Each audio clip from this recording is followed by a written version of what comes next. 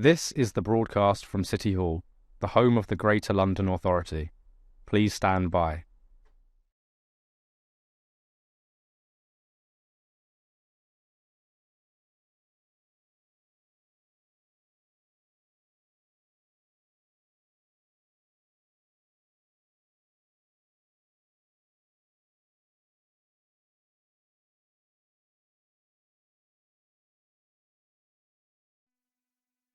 This is the broadcast from City Hall, the home of the Greater London Authority. Please stand by.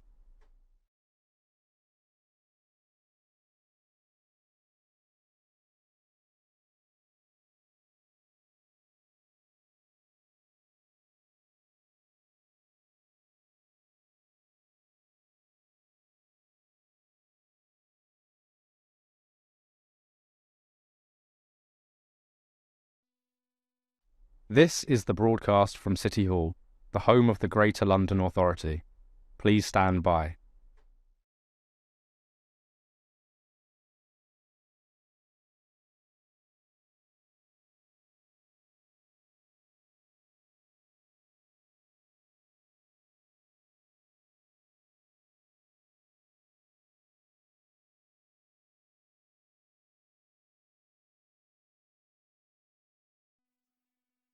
This is the broadcast from City Hall, the home of the Greater London Authority. Please stand by.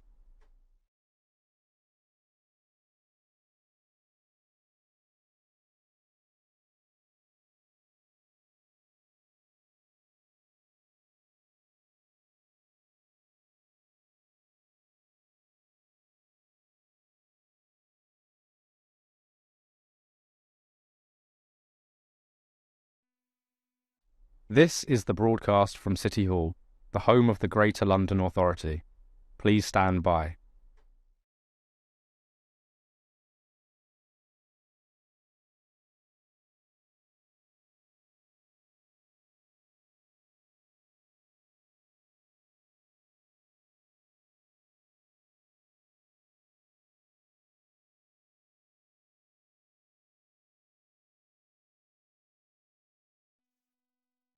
This is the broadcast from City Hall, the home of the Greater London Authority. Please stand by.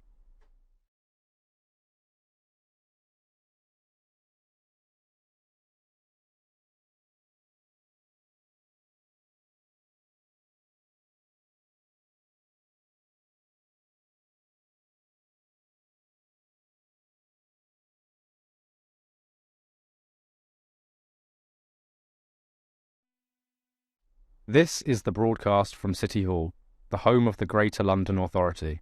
Please stand by.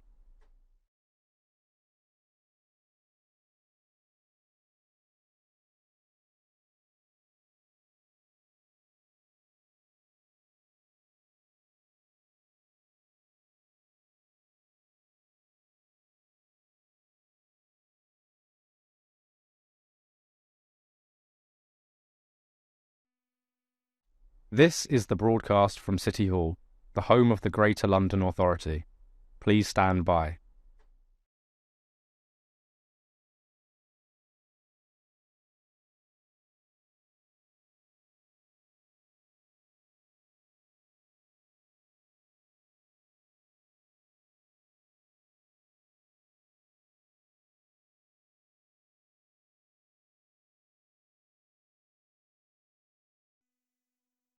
This is the broadcast from City Hall, the home of the Greater London Authority. Please stand by.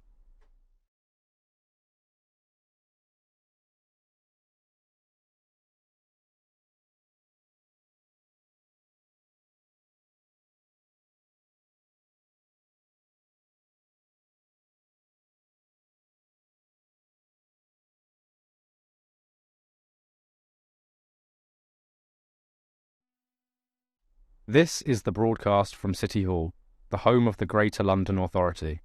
Please stand by.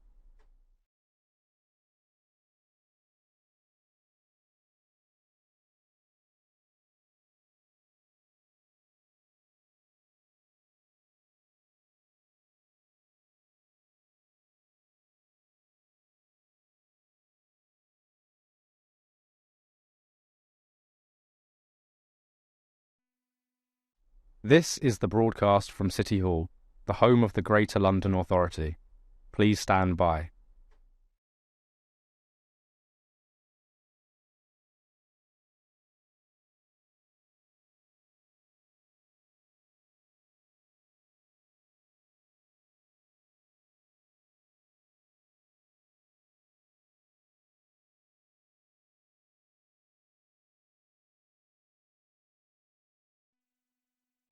This is the broadcast from City Hall, the home of the Greater London Authority. Please stand by.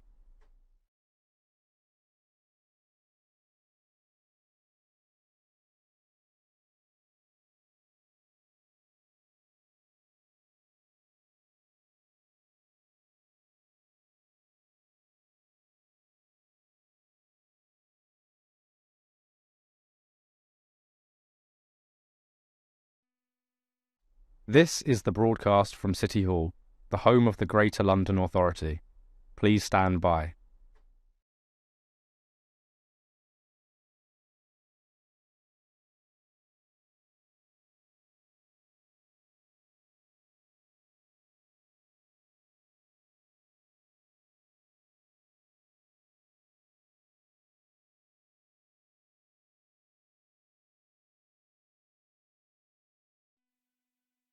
This is the broadcast from City Hall, the home of the Greater London Authority. Please stand by.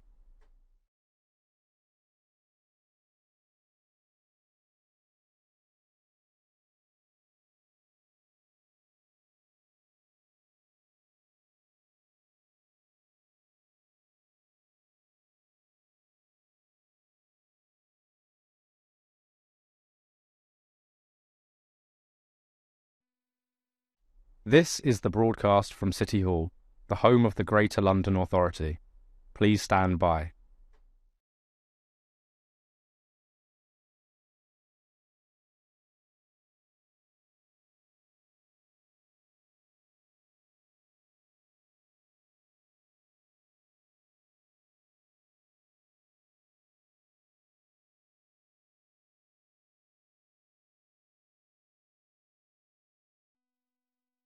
This is the broadcast from City Hall, the home of the Greater London Authority. Please stand by.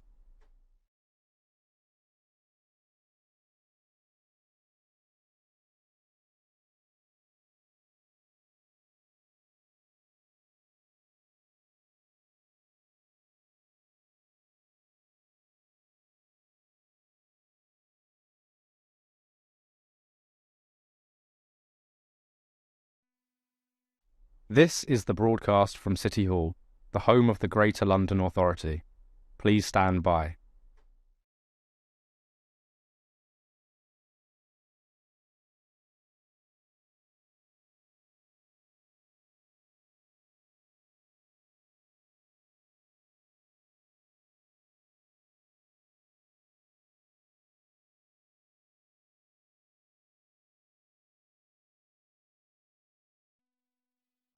This is the broadcast from City Hall, the home of the Greater London Authority. Please stand by.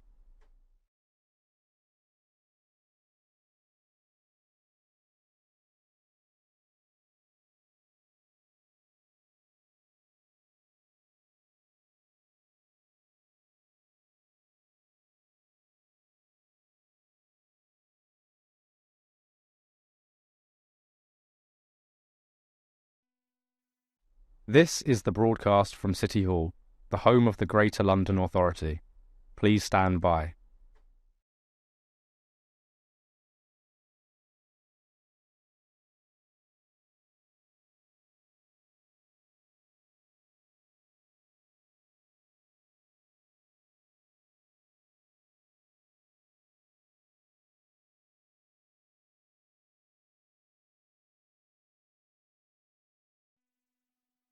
This is the broadcast from City Hall, the home of the Greater London Authority.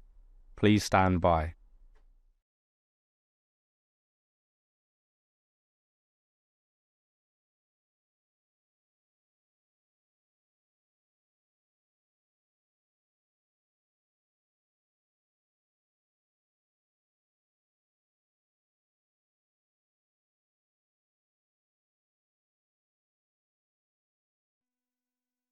This is the broadcast from City Hall, the home of the Greater London Authority.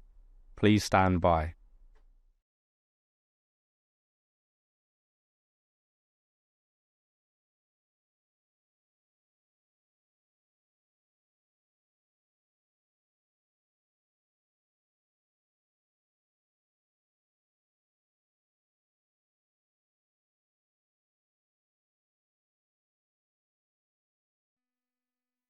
This is the broadcast from City Hall, the home of the Greater London Authority. Please stand by.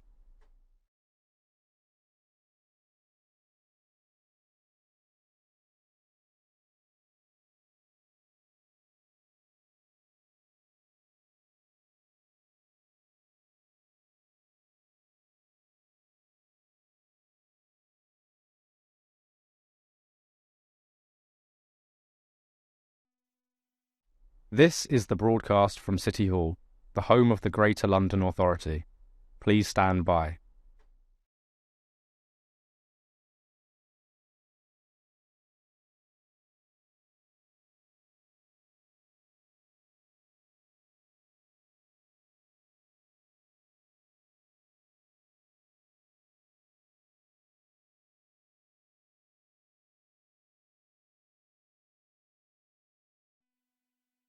This is the broadcast from City Hall, the home of the Greater London Authority.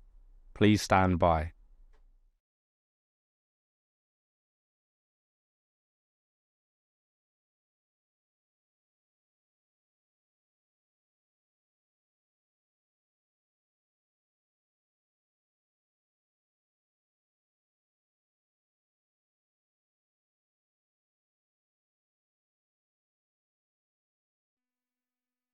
This is the broadcast from City Hall, the home of the Greater London Authority.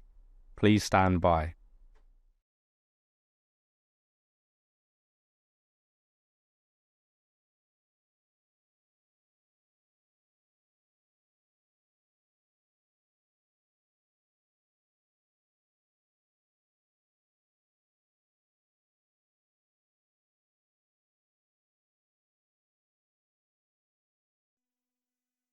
This is the broadcast from City Hall, the home of the Greater London Authority.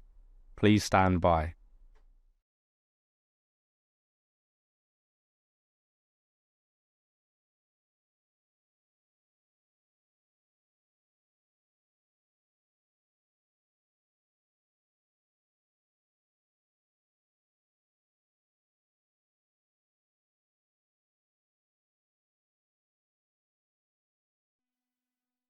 This is the broadcast from City Hall, the home of the Greater London Authority. Please stand by.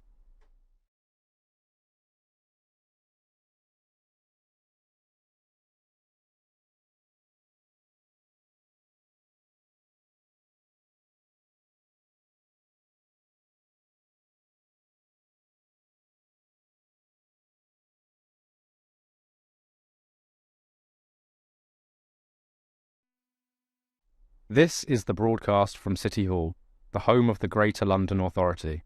Please stand by.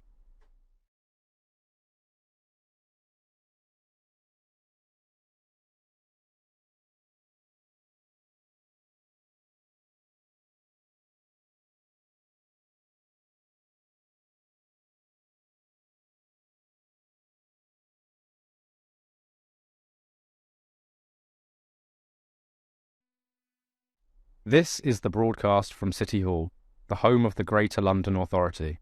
Please stand by.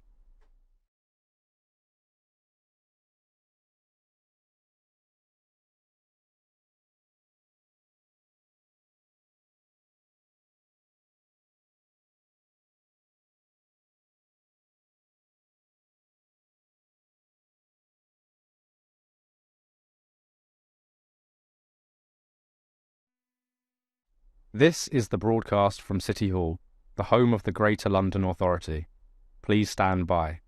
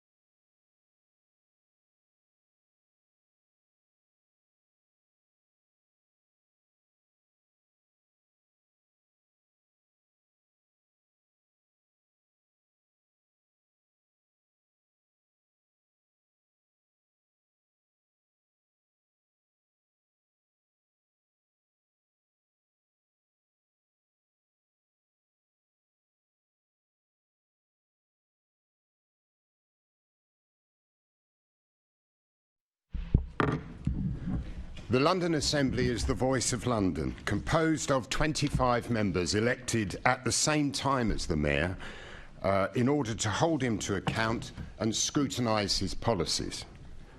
This is a Mayor's Question Time meeting of the Assembly, which means that all members are invited to attend and ask questions of the Mayor. Can I welcome members, officers and the public here in the gallery and watching on the webcast.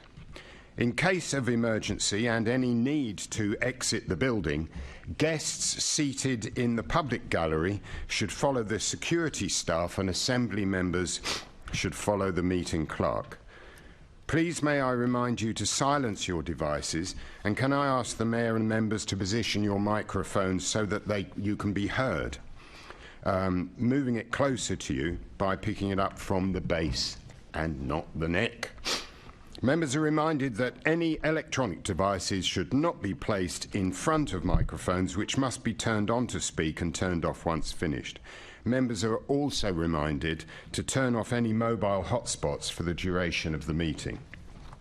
Can I now ask the clerk, Lauren Harvey, to confirm any apologies for absence? Thank you, Chair. We've received apologies from the Deputy Chair, Assembly Member Dr Sahota and Assembly Member Best. Thank you. Before we continue, on behalf of the Assembly, I would like to share my deepest sympathies and condolences to the loved ones and colleagues of Alan Benson, MBE, Deputy Chair of London Travel Watch, who sadly passed away on Sunday.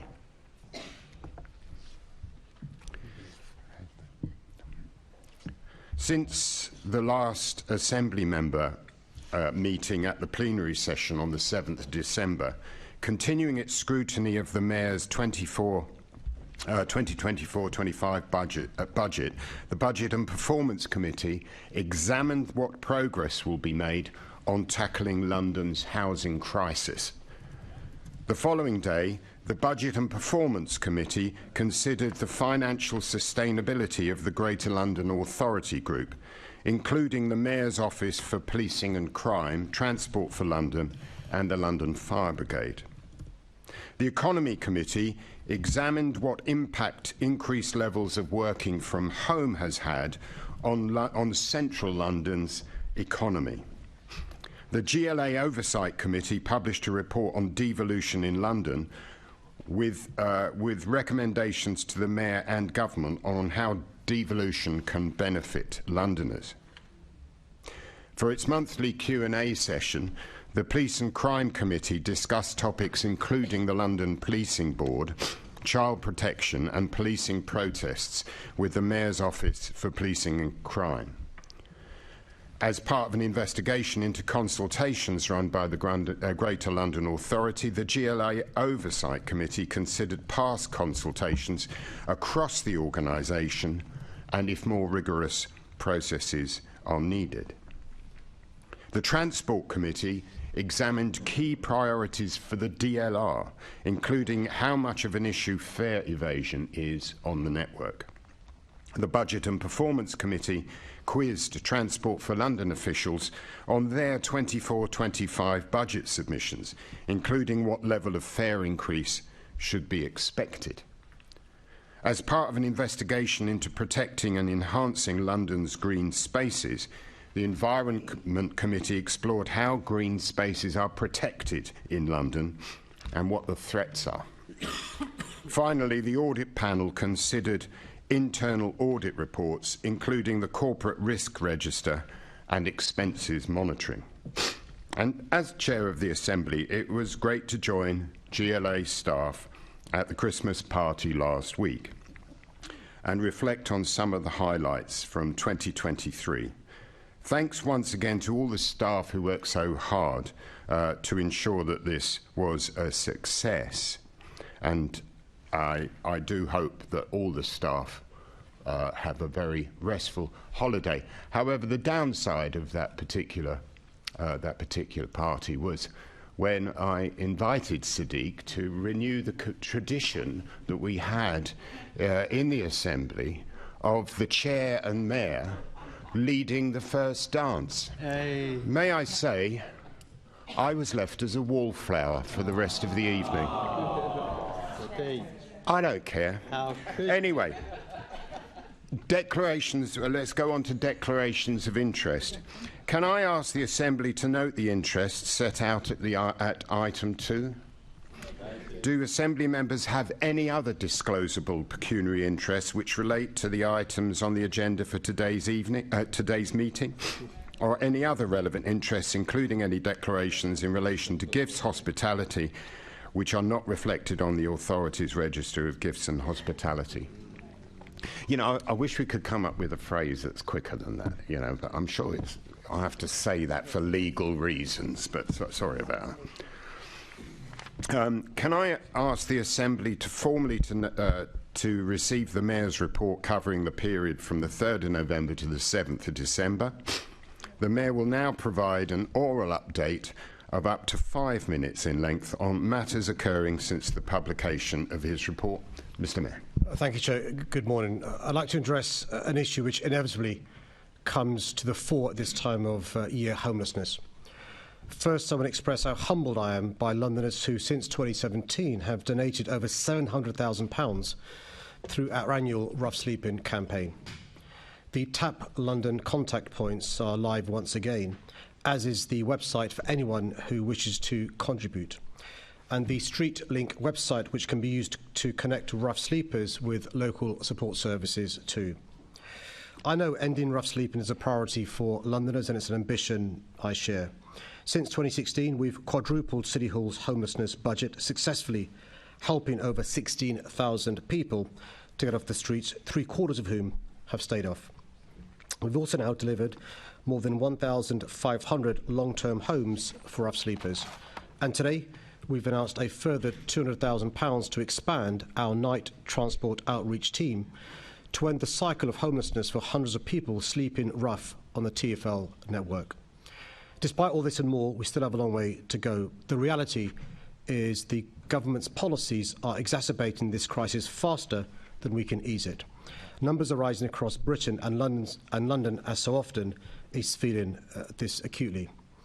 Chair, can I end by expressing my heartfelt gratitude to all our emergency services and transport network workers, especially those on duty over the festive period. I want to thank all City Hall staff, functional body staff, Development Corporation staff, MOPAC staff and London Assembly members for your commitment. And can I wish everyone present and your families a peaceful and joyous Christmas.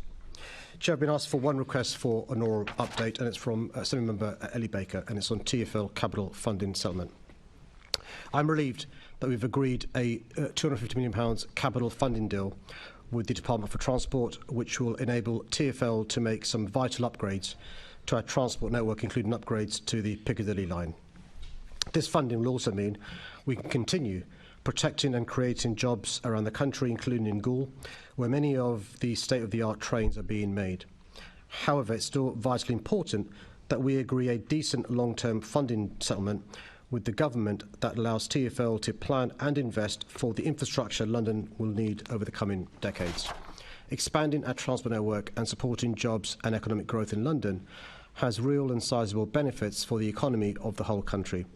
Following Monday's funding announcement, TfL will now need to reassess its recent draft business plan and address the impact of the continuing shortfall in funding.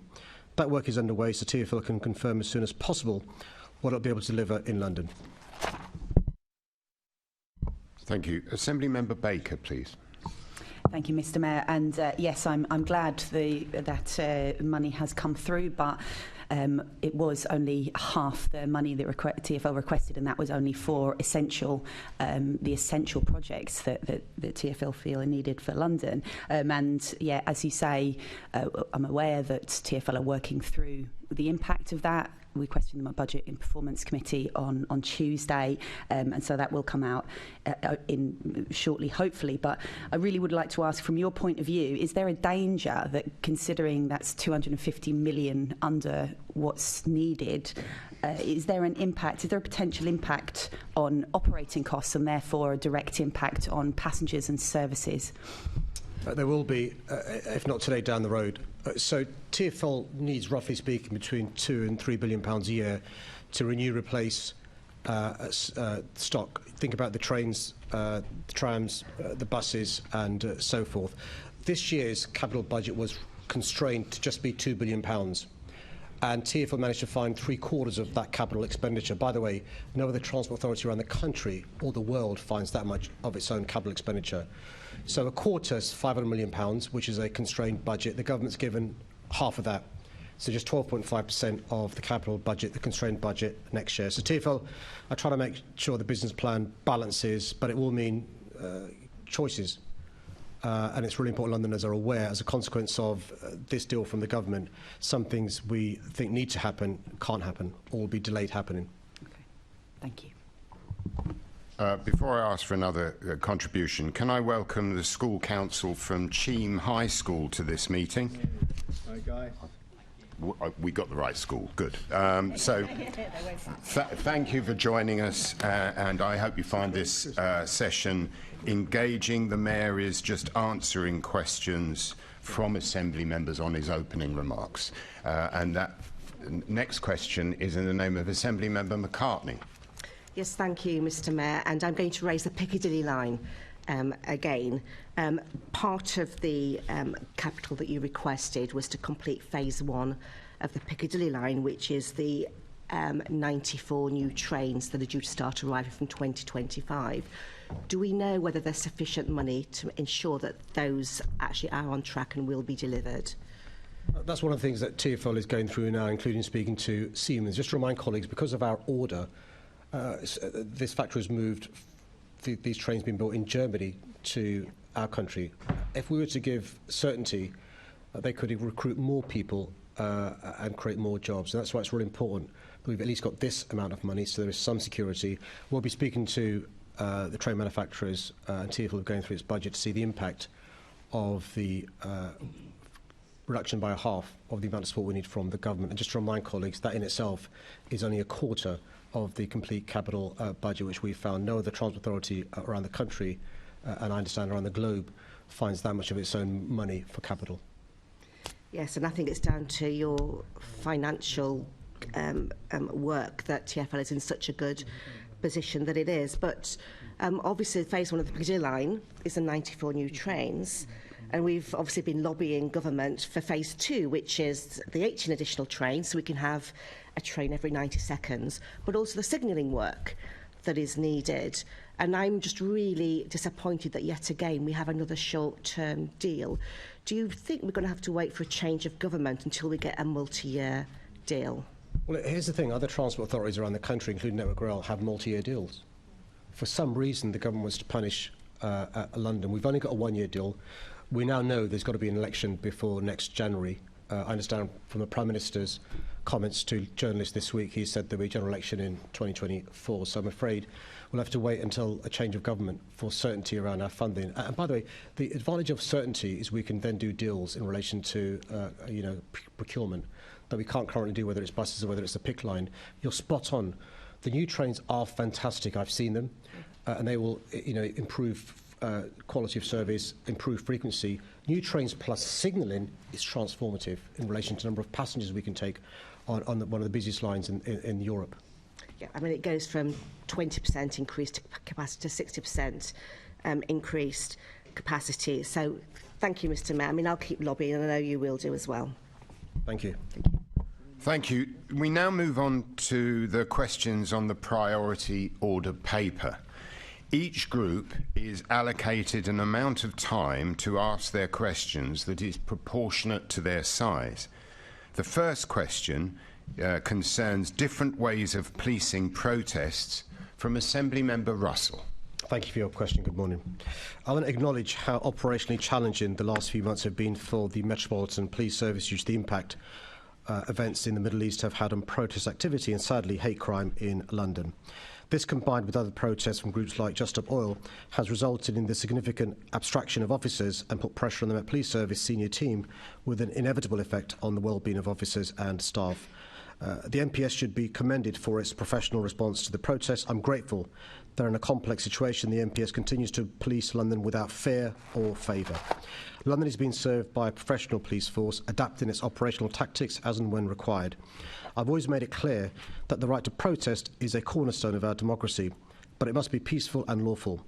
The MPS balances the rights of protesters against the need to protect the public. The policing of protests in London is the operational responsibility of the Met Police Service and the Commissioner, who have my full support in doing so. It was outrageous of the former Home Secretary to seek to interfere in the operational decisions being made by the Met Police Service around the protests a few weeks ago. Operational decisions should be left to the Commissioner and his team. I meet with the Commissioner regularly and he briefs me on a range of operational and policing matters, including public order issues. During the last 8 weeks, the Met Police Service has made extensive use of a range of powers, including Section 12 and 14 of the Public Order Act 1986 and Section 35 dispersal orders. As the Commissioner noted at the London Policing Board earlier this month, the Met Police Service is facing an extraordinary period of pressure on resources, and they have declared a critical incident in response to this. This situation highlights the costs the Met Police Service incurs due to the responsibilities of police in the capital, responsibilities for which they're not fully funded. I've written to the Home Secretary to emphasise the continued underfunding of the national and international capital city grant. The government has a responsibility to properly fund the Met Police Service fully to effectively police London and keep Londoners safe, recognising the special role the Met Police Service plays in policing the nation's capital. I remain in close contact, as my Deputy Mayor does, with the Met Police Service regarding protest activity in London. Thank you, Mr Mayor, and good to see you standing up for the operational independence of the Met to the former Home Secretary, and also good to be pushing for the full capital city grant, which clearly the Metropolitan Police need. Now, we've seen some constructive policing tactics during this operationally challenging period, like leaflets clarifying what is a hate crime, CPS sitting in the strategic operations room advising in real time when a criminal line is crossed, and kind of extensive correction of misinformation on social media. And, you know, it's been good to see them being light on their feet and getting on with that. But we're also seeing the Met framing the debate on protest, which feels quite political. So since May 2022, there have been 9 Met press releases and numerous social media posts mentioning the cost of policing. Of the 9 press releases, 7 were about Just Stop Oil. So are you worried that singling out Just Stop Oil could be perceived as political because the Met don't share other examples of high-cost policing? Thank you for your question. I suspect that may be because in recent weeks those have been the main areas of protest with the Middle East process that I referred to. I think what the Commissioner and his team are seeking to do is to, in small e, non-patronising, educate Londoners and, dare I say, the government about the impact of policing in London. I mean, no other city in the country has the level of protests, state visits, sporting events. Mr Mayor, that's about the cost, and I've agreed with you about the cost. But this is about the Met choosing to publicise the cost of policing grannies and scientists walking slowly, while not choosing to share other costs like 3 million for an arms fair, 15 million for a football season, and 23 million for the coronation. Policing is about choices, but I've actually got no further questions right now.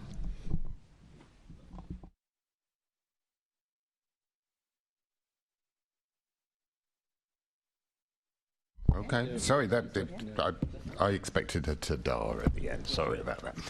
Assembly Member Cooper, please, for the next question, which is titled Energy Price Rise. Good morning. Thanks for your question. The announcement of an increase in the energy price cap will affect London's poorest, with many Londoners facing the stark choice of heating or eating this winter. It's very concerning that fuel-poor households who are already struggling with high energy costs will see their bills go up even higher from January 2024 by over £100. Whilst the current fuel poverty metric doesn't consider changes in energy prices, and as such shows little impact from recent huge bill increases, by the previous definition, a 5% increase would lead to a further 30,000 London households becoming fuel poor. I'm doing everything in my power to support fuel-poor households this winter. Our Warmer Homes programme has provided support of up to £25,000 to thousands of low-income Londoners to make their homes warmer, greener and cheaper to run. A year ago, I launched a new advice service, the Energy Advice London, in partnership with the Energy Saving Trust. It's open to any Londoner struggling with their energy bills. To date, the service has received over 2,300 individual inquiries and over 30,000 web page views. The most vulnerable households can also continue to receive in-home energy advice and support with energy debt from my Warmer Homes Advice Service. This service has already helped over 21,500 households. Over 300 key organisations across London are referral partners for the scheme, from the NHS to boroughs and the London Fire Brigade. My Cost of Living Hub continues to bring together advice and information on benefits, grants and discounts that Londoners facing financial difficulty can access. My Income Maximisation programme, which includes funding for advice services and direct work with boroughs to raise the uptake of pension credit, has so far put £20 million in the pockets of low-income Londoners. However, more urgent action is required, and I urge the government to do more to support vulnerable households, including introducing the Essentials Guarantee and scrapping the benefits cap. I've also been calling for the introduction of a lifeline tariff for the most vulnerable, which would allow a minimum floor of domestic energy use before charges begin. Finally, higher energy prices also highlight why it's important to phase out fossil fuels and move quickly to net zero. Thanks very much, Mr Mayor. I mean, obviously, the fact that the government since 2010 slashed lots of insulation programmes was unbelievably short-sighted. So it's been very good to have the money that has gone into the Warmer Homes programme, because that's obviously the way to start, is to reduce the bills. I was interested to hear you refer to the idea of more targeted help, because last year the government gave everybody money, but targeting it towards particularly those on prepayment meters who have ended up in that situation, usually because they're struggling. Do you think there should be a social tariff of some description that is aimed specifically at people on prepayment meters? Well, we'll just go back to the point you made at the start of your question. The decision by the government in 2012-2013 to remove the subsidy for those insulating their homes means their homes weren't insulated, so the bills are much higher now, and we're losing energy from their homes, and it's not very efficient in relation to not just keeping people's homes warm, but also their bills as well. But I think you're right in relation to the need to target support to those who need it the most. The good news is that the prepayment meter price cap is now the same as the direct debit price cap. Before, there was huge increases in bills they had to pay. But what the government can and should be doing is supporting those who can least afford putting their heating on when it gets cold. The obvious way to do so is support those universal credit, a very simple thing you can do. One of the things I've suggested is a tariff, so they get a minimum, they get some support before they start paying for their energy. Very simple for the government to do. It will also mean that what you don't see this year is excess deaths, which is a big concern many have. That's interesting that you mentioned that about the floor, because one of the things that is going on at the moment is that Ofgem has opened a consultation on the standing charges, which you pay, even if, of course, you don't use any gas or electricity. And mysteriously, without much consultation, they have gone through the roof of late. Now, Ofgem have finally caught up with the energy companies and are now consulting. Do you agree with Citizens Advice Bureau and others who are all starting to say that, this is something that needs to be looked at? Will you be responding to the Ofgem consultation, which I think closes in the middle of January, yourself, to say this needs to be brought under control? No, thanks for bringing that to my attention. I'm not sure if we had that deadline marked. We'll do that and make sure I do respond, because it is a big concern, because people are paying something for nothing. We know of Londoners who aren't using any energy at all. They're wrapping up 2, 3, 4 layers, blankets, so forth. Candles. They're still paying, which is dangerous. Spot on. And so what we're lobbying for from the government, part for a second, the Ofgem consultation, which we will respond to, is an essentials guarantee, as Joseph Rowntree have said, a lifeline tariff, and you're right in relation to this by stealth increase of standard charges, which everyone's got to pay. Thank you very much, Mr Mayor. Thank you, Chair. The next question concerns the Mayor's New Year's resolution, and it's from Assembly Member Hall. Thank you for your question. I'll start 2024 with a renewed resolve to continue leading a City Hall that puts Londoners first and works for their priorities. London deserves a Mayor who seeks to unite our diverse communities, that has a track record of delivering the highest ever levels of affordable housing, that has increased opportunities for our young people, and who cares about our environment and the air we breathe. I'm immensely proud of what we've achieved in City Hall in 2023, and in each year, in fact, since 2016. In March, we surpassed our council house building target by supporting London boroughs to build over 23,000 new council homes since 2018, the highest rate since the 1970s. We also beat the ambitious target the government set in 2016 to start 116,000 affordable homes by March 2023. Meanwhile, the government failed to meet their own affordable housing targets for 2016 to 2023, falling short by 6,500 homes outside London. We've cut toxic air in central London by a half and in inner London by a fifth, thanks to policies like the ULEZ. And now 9 million people breathe cleaner air thanks to the recent expansion. I'm also proud to have invested record amounts in neighbourhood police and getting 1,300 more bobbies on the beat, and this year funding 500 additional PCSOs. We've also created positive opportunities for over 150,000 young people, helping them forge a path outside the criminal justice system. This year, despite opposition from some on the Assembly, we've ensured that every state primary school child gets a free, nutritious meal every day at school for the first time in the history of our city. This will save the average family £440 per child per year, and will mean some of our most vulnerable children will be able to concentrate in class rather than go hungry.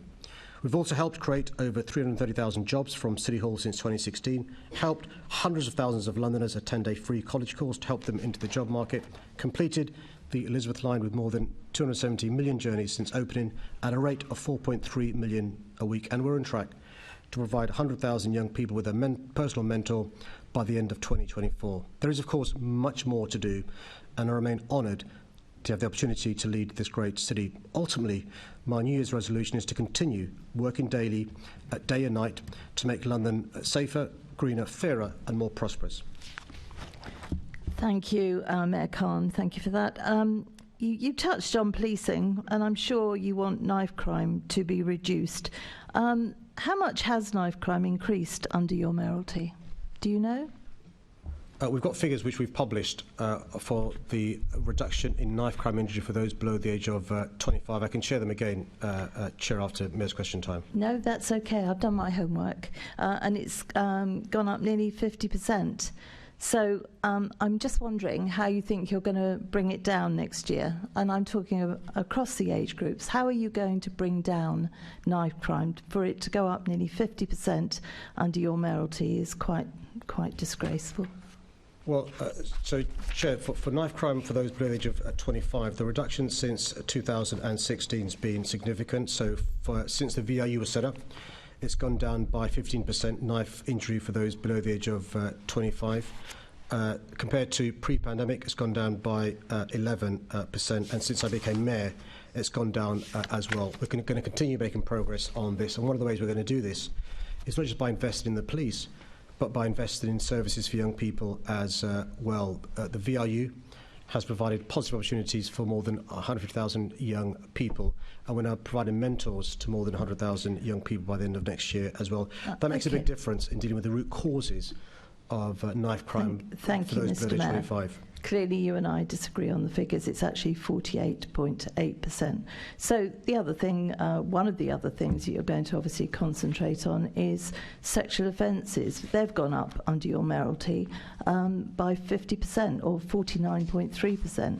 So do you think Londoners deserve better than that from their police and crime commissioner? So, Chair, unfortunately, we've seen across the country an epidemic of violence against women. No, let's concentrate on London, because that's what you're responsible for. So, Chair, unfortunately, we've seen in the recent past across the country an epidemic of violence. Let's concentrate on London, because it's London that you are responsible Assembly for. Member Hall, I'm just reminding him, Chair, that he's responsible for London. The Mayor has to have the right to reply. So, Chair, unfortunately, we've seen over the recent years an epidemic of violence against women and girls across the country. And that's not escaped our great city as well. It's made incredibly difficult by the fact that we're now seeing cases listed for sexual offences for 2025 and 2026.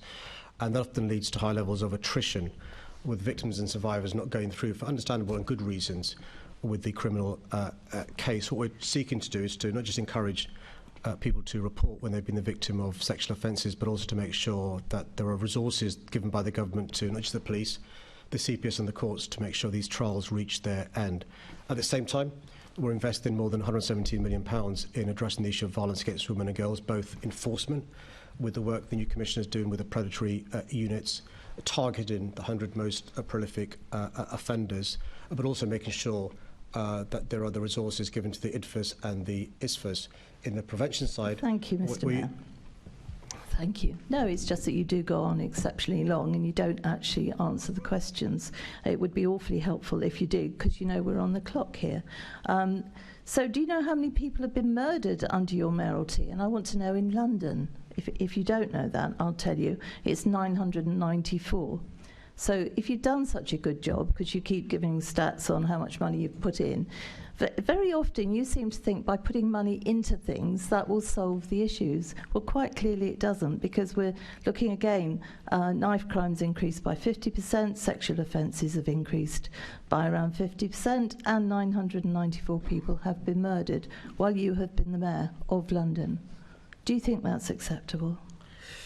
So, Chair, we've seen since 2012, 2013, a huge increase in serious violence. That includes homicide across the country, including London. One of the explanations is austerity, without in any way excusing criminality.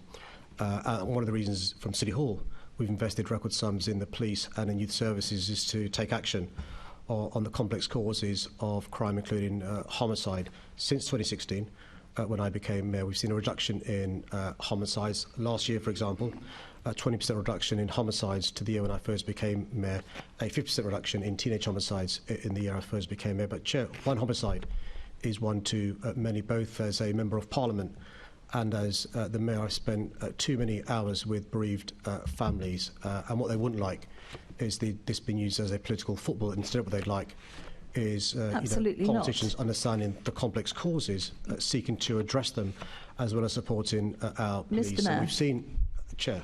Mr. Mayor, you should keep your answers much shorter so that we can get on. You're talking about extra recruitment targets. No, that's a should. reasonable request from Assembly Member Hall to keep your replies succinct. He's just counting down the time. We know what he's doing, don't we, Chair? Everybody on this side actually knows what he's doing. You talked about recruiting police numbers. So why does the MOPAC budget say that you're only planning to recruit 500 officers next year and will fall over 1,000 officers short of the 35,415 target? So, Chair, what we're seeing in London across a number of sectors, including the Met, the NHS, social care, construction and hospitality, is vacancies and record sums across all these sectors. What the Commissioner sought to do is to persuade the government to increase the remuneration that police officers receive to encourage better recruitment in the police service, at the same time as increase the amount of civilian staff to avoid police officer time being spent doing back office functions. So far, he's been unsuccessful in persuading the government to give us those resources that we need. But in London, we're seeing a number of sectors with massive vacancies. The NHS, for example, has got a record number of vacancies. Can I? And social care. I'm not talking about the NHS. I'm actually talking about police numbers. And let's not forget that you had to give back a vast sum of money to the government because you couldn't recruit. So we're not getting very fair on that. Let's move to transport, Mr. Mayor. And it's quite clear that all you wanted for Christmas was ULEZ, and so that goes in despite 60% of people that you are saying that they definitely didn't want it. Do you think it's actually fair that people are going to have to either not see relatives over Christmas or pay £12.50 to you in order to come and see them if they haven't got a car that complies? So, Chair, the decision to expand the ULEZ throughout London was a difficult one, but it's the right thing to do. I think just like drinking clean water is a right, I think breathing clean air is a right. The good news is, as a consequence of our scrappage scheme, which had no support from the government, 19 out of 20 cars seen driving in outer London, central London and in London are now compliant, which means they don't pay a penny but get the benefits of cleaner air. But also we've improved public transport in outer London, giving people options if that's the case. And I still encourage those Londoners with a non-compliant vehicle to apply to the scrappage scheme. There's still plenty of money left in the scrappage scheme. Well, I think for time reasons I'm going to have to stop at this, but all I know is £12.50 for driving their cars for people that cannot afford to replace them, and then they see the tax hike that you're putting up for their taxes next year. I think it's disgraceful. I'll leave it at that. Thank you, Chair. Thank you. Assembly Member Russell. Thank you, Chair. As my New Year resolution for City Hall, I think we can all agree that the office of the Mayor of London should not be for sale in the new year. Now, I made public earlier this week that United Airlines secured free publicity and final sign-off on City Hall materials in exchange for business class flights for your trip to the United States in May 2022. Now, Mr. Mayor, it sounds like this may have been a one-off error of judgment, but the months-long delay in responding to our questions is worrying to me and frankly disrespectful to Londoners. So can you inform the Assembly of any other instances where a similar agreement with any other corporation has been made? I'm not aware of any, but I'm more than happy for my Chief of Staff to respond accordingly. Thank you. I appreciate your answer, Mr. Mayor, and I hope we won't find anything to contradict that a year from now. Thank you, Chair. I think, Assembly Member, the point of your intervention there was the timeliness of the reply, and so I think the Mayor possibly needs to take that on board as the timeliness of his response to your question. Thank you. Assembly Member... Point of order, Chair. Sorry, there's an underlying issue that actually there's an accusation there that the Mayor has sold something or bought himself something. Surely that's an issue. If you think you've got, or if a member around this table has got information that that's the case, then it should be reported to the monitoring officer. Assembly Member Duval, I didn't pick that up from what the Assembly Member had said. Can I make a point of personal explanation? Of course, yes, you're allowed. It has been reported to the monitoring officer, and the monitoring officer has today come back and said that there is not a case to answer, but there is still an issue, Assembly Member Duval, about the not reporting it, and that part of the complaint was resolved informally, and a declaration has been made by the Mayor of this agreement that should have been reported beforehand. I think I think both sides should be happy out of that. No accusation has been made, as far as I can see. Assembly Member Polanski, please. I beg your pardon. Assembly Member Duval, was it still on the point of order? Was it still on the point of order? No, Chair. No. You were calling. I think you were. I think you've got me on a list. Yes. On a list. After Assembly Member Polanski. Assembly Member Polanski. Thank you, Chair. On New Year's resolutions, what will be your relationship, or the nature of your relationship with United Airlines in the future? Well, I will carry on supporting trade with the United States of America, and I'm really proud that no other global city has bounced back the way we have. We saw in the pandemic tourists not coming to London. We saw a reduction of foreign direct investment, and I'm really proud that United, along with a number of other airlines, have increased the number of flights between London and America. I think at the time of my trip, United had a record 22 flights going from Heathrow to America, and it's really important that we encourage trade to our city. It's important we encourage students to our city. It's important we encourage foreign direct investment to our city. I'm going to carry on encouraging business, trade, student visits, family visits from other parts of the world, including America, to London. It's concerning that the greenest mayor ever is talking about business as usual. You also signed an agreement that said no materials will be used concerning United disparage or reflect unfavourably on United. Did this agreement expire when your trip finished in May 2022, or as far as you're concerned, is this agreement still ongoing?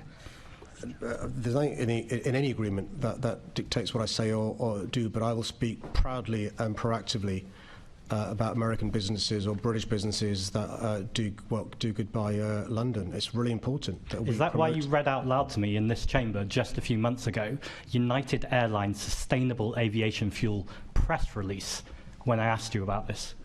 There is nothing that I read out that I'm paid to read out, and I think Zach, if you reflect on what you're asserting and alleging, when the meeting finishes, I know you're going to regret that, but I think it's very careful. Well, last time you told me to reflect on what I'd said about United Airlines, but it seems a coincidence that just a year earlier you'd had thousands of pounds worth of free flights and then defended United Airlines in this chamber, not once, but twice, but multiple times. Can you see how that looks?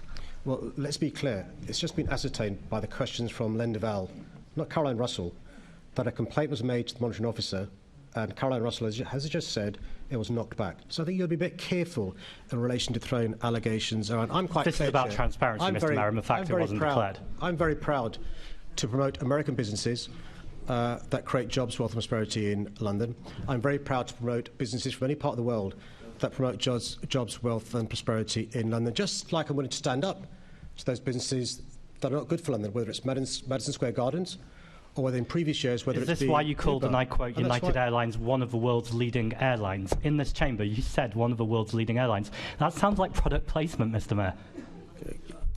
Chair, I think we've got to realise there are a number of great airlines that work in London. Look, the Green member doesn't believe in flying. I respect that point of view. I respect the point of view that he wants the airports in London to close down. I don't agree with him. I want supposedly the greenest mayor ever to stop promoting aviation and to not take thousands of pounds worth of free flights.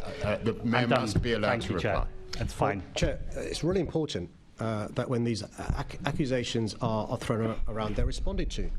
And I will not apologise at all for banging the drum for our great city, for promoting jobs, wealth and prosperity, and for amplifying businesses that do right by London. Now, I'm sorry, the Green Party are against jobs, against growth, and against any form of flying. I'm not. I've talked frequently about a just transition, but you are not banging the drum for London, Mr. Mayor. You are banging the drum for United Airlines. And I think Londoners expect better from the greenest mayor ever. Thank you, Chair. No further questions. I am aware that everybody wants to get the last word, but we're going to go over to Assembly Member Duval. Thank you, Chair. Talking of New Year resolutions, will you resolve to continue to lobby the government to provide proper funding for London, rather than relying on increased council tax in order to support vital public services, which are all facing unprecedented pressures? Well, you've seen the response this week from cross-party London councils. That includes Labour, Lib Dem and Conservative, unfortunately not Green, expressing concern in relation to what the government's requiring councils to do, and by the way, GLA as well, and it's cost shunting. So what the government has done is they've reduced the amount of monies that councils and the GLA receive when you compare and contrast inflation, and requiring councils and the GLA to fill this massive black hole, partially by increasing a regressive tax, which is council tax. And that's why you'll be seeing across London and across the country regional authorities and local councils having to increase their council tax to the maximum allowed. But by the way, this will not fill the massive hole left by central government cuts. I'll give you one example. London councils, cross-party, Labour, Conservative, Lib Dem, said to the government, we need around 9% increase in budgets just to make ends meet. The government's not giving that. They're giving around half of that, which will mean big problems for councils across the city and the country, which you'll see more councils either having to cut services in big ways or going bankrupt. Now, in terms of the Met's national policing responsibilities, which are not fully funded by government, I mean, that's been estimated by something like 240 million. Can you just outline what actions you've recently been taking? I've been following the Met Commissioner's letter to government asking them to give that fairer funding so it can be spent on the issues that was raised earlier by the members, in addition to what we're already spending. Can you just outline what those activities are? So it's really important. When Londoners elect a mayor, they want he or she to be a champion for our city and not be in the pocket of central government and stating the facts. So the facts are, since 2010, London, the Met Police Service has lost more than £1.1 billion from central government. These are cuts from central government over the last 13 years. We can't escape that. On top of that, we're receiving, roughly speaking, £240 million less than what we should receive as a national and international capital city. That means tough choices for the Commissioner, the police and myself to make. The good news is, unlike the previous mayor who refused to support the police with a tool he did have, a mechanism he did have, which is council tax precept, I've been supporting the police with the maximum amount of funding I'm allowed to do, the council tax precept. Additionally, I've used business rates money to support our police. That has led to 1,300 more police officers, but also funding things like 500 more police community support officers and other things the police desperately need, from tasers to the kit, to support in relation to police cars, police vehicles and so forth. But what the Commissioner sought to do over the last few weeks, and I know Caroline wasn't happy with the examples he gave, he's trying to explain the consequences of these massive cuts, which is rationing a finite resource, which means priorities. And isn't one of the consequences of policing any protest? I don't pick and choose protests we have to police and how they should be policed. That's operational matters. I expect them to be policed fairly and appropriately, and people that fall outside the law should be taken to task.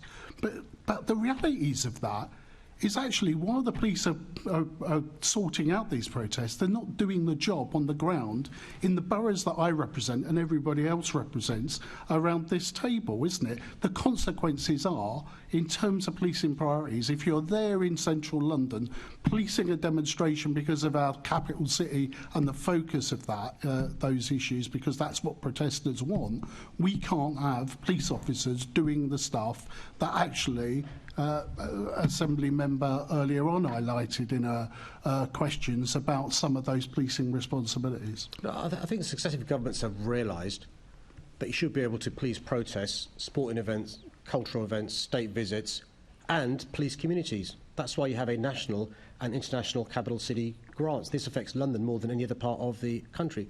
The problem is this government's not just cut resources for community policing, £1.1 billion.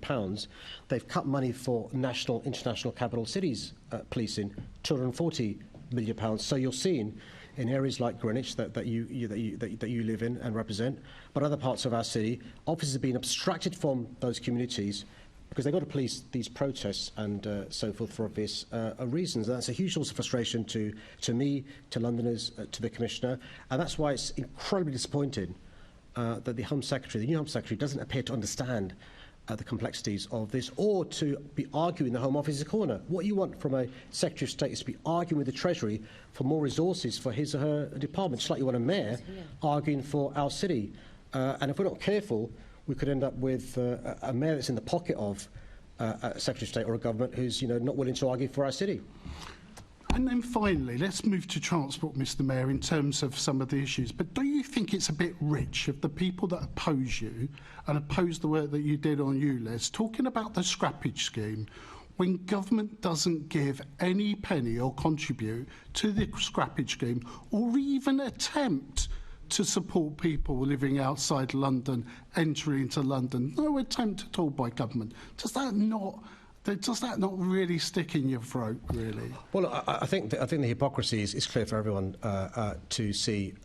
People in Bristol, Birmingham, Portsmouth, and those just outside those fantastic cities getting support from central government. People in London and outside London getting diddly squat from this government. Another example of the most anti-London government we've ever seen. But also, again, do you think they're more likely to give us more resources if you're in their pocket, or if you're arguing and lobbying the government for more resources? I'm going to carry on arguing and lobbying for more resources for our city.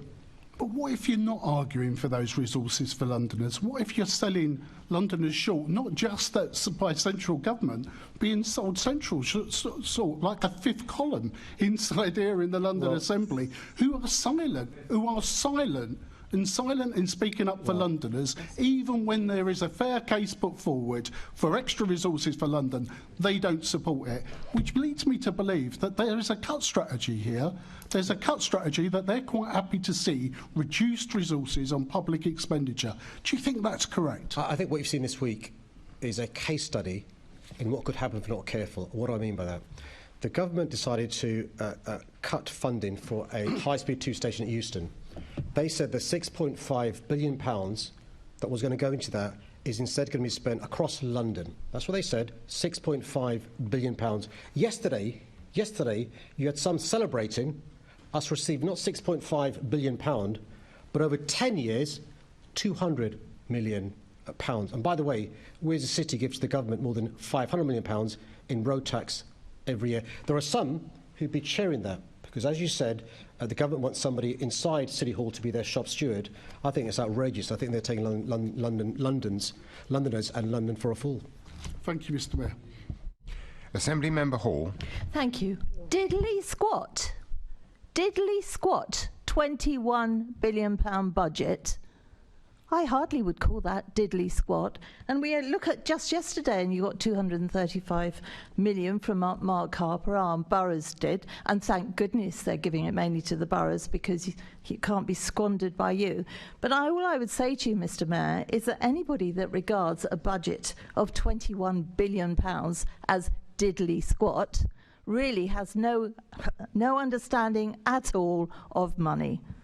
Thank you, Chair. Well, Chair, let me respond to that question, which I know as an impartial Chair you'll allow me to There needs to be do. a question, yeah. So the government takes every year from London, £500 million in road tax. £500 million in road tax. Over 10 years, that comes to £5 billion. They're giving us back not £5 billion, they're giving us back just over £200 million.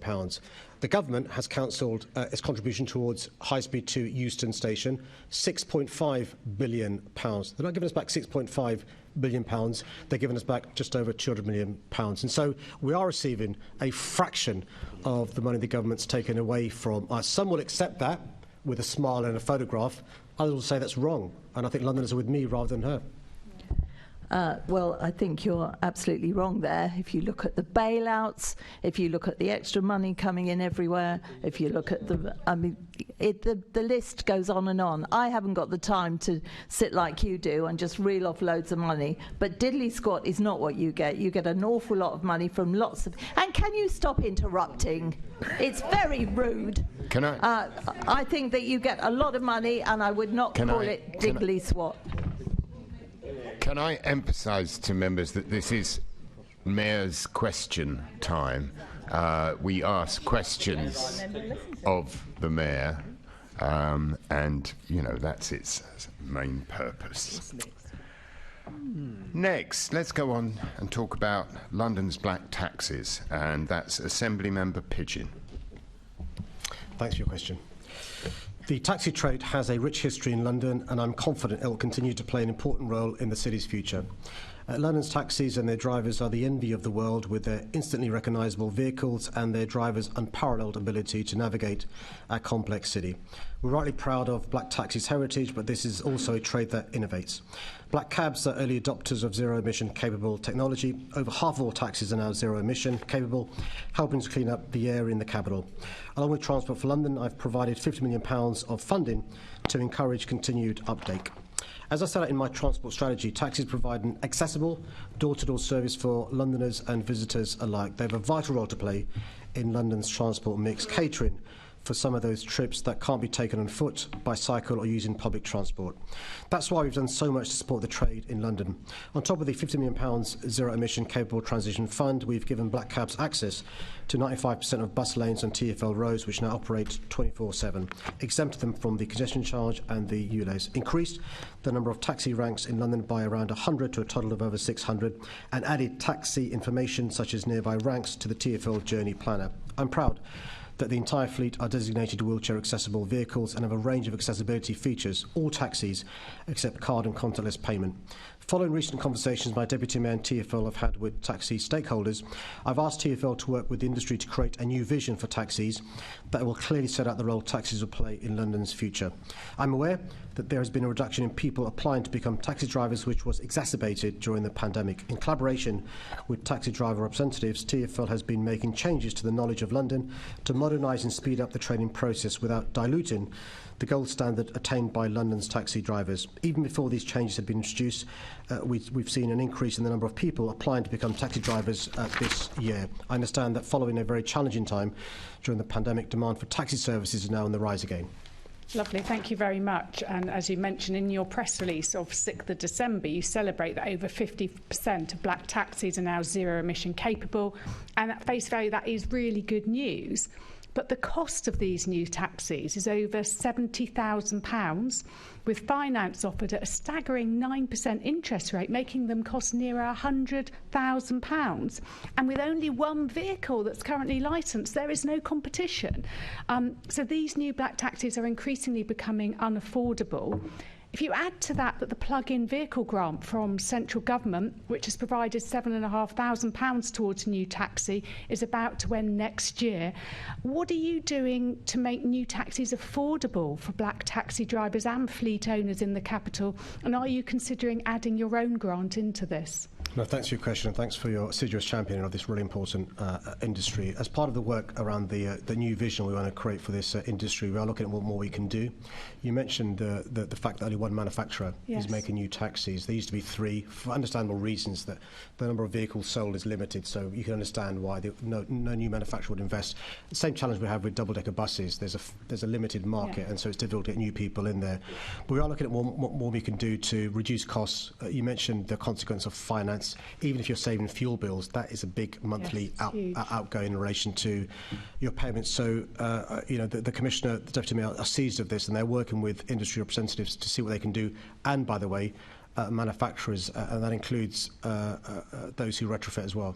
Good. I think it's really important, and also looking at that plug-in vehicle grant, which is only guaranteed until the end of March, and that really helps try to plug some of this financial gap.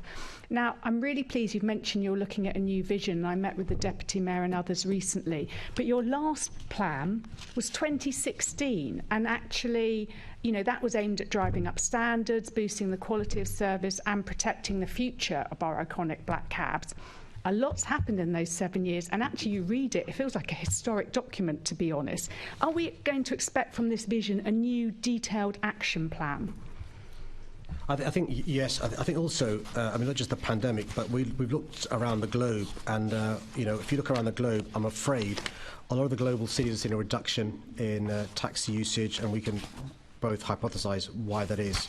And so it's learning from those cities that haven't seen a reduction. I mean, New York, San Francisco, Singapore, Dubai, and other cities have all seen a big decline in taxi trips. We're going to learn what happened there to see if we can avoid those. The app is an issue with private hire vehicles, but also see where you've not seen a reduction, see what we can do to try and increase this. But you're right. We've either got to make it attractive, or you're going to see the progress we've made in the last year with an increase go down very, very quickly. The good news, by the way, is we've seen a big increase in black, Asian, multi-ethnic drivers doing the knowledge, which, if you remember back when we first began this journey a few years ago, we weren't seeing that. So there are some areas for hope, but you're right. Unless we support this industry, the worry is going to be it'll go the way of the telephone box. Yeah. Thank you. And obviously, demand is up, we hear that, but number of drivers are down, increasing cost pressures. People are sort of debating, can the black cab industry survive?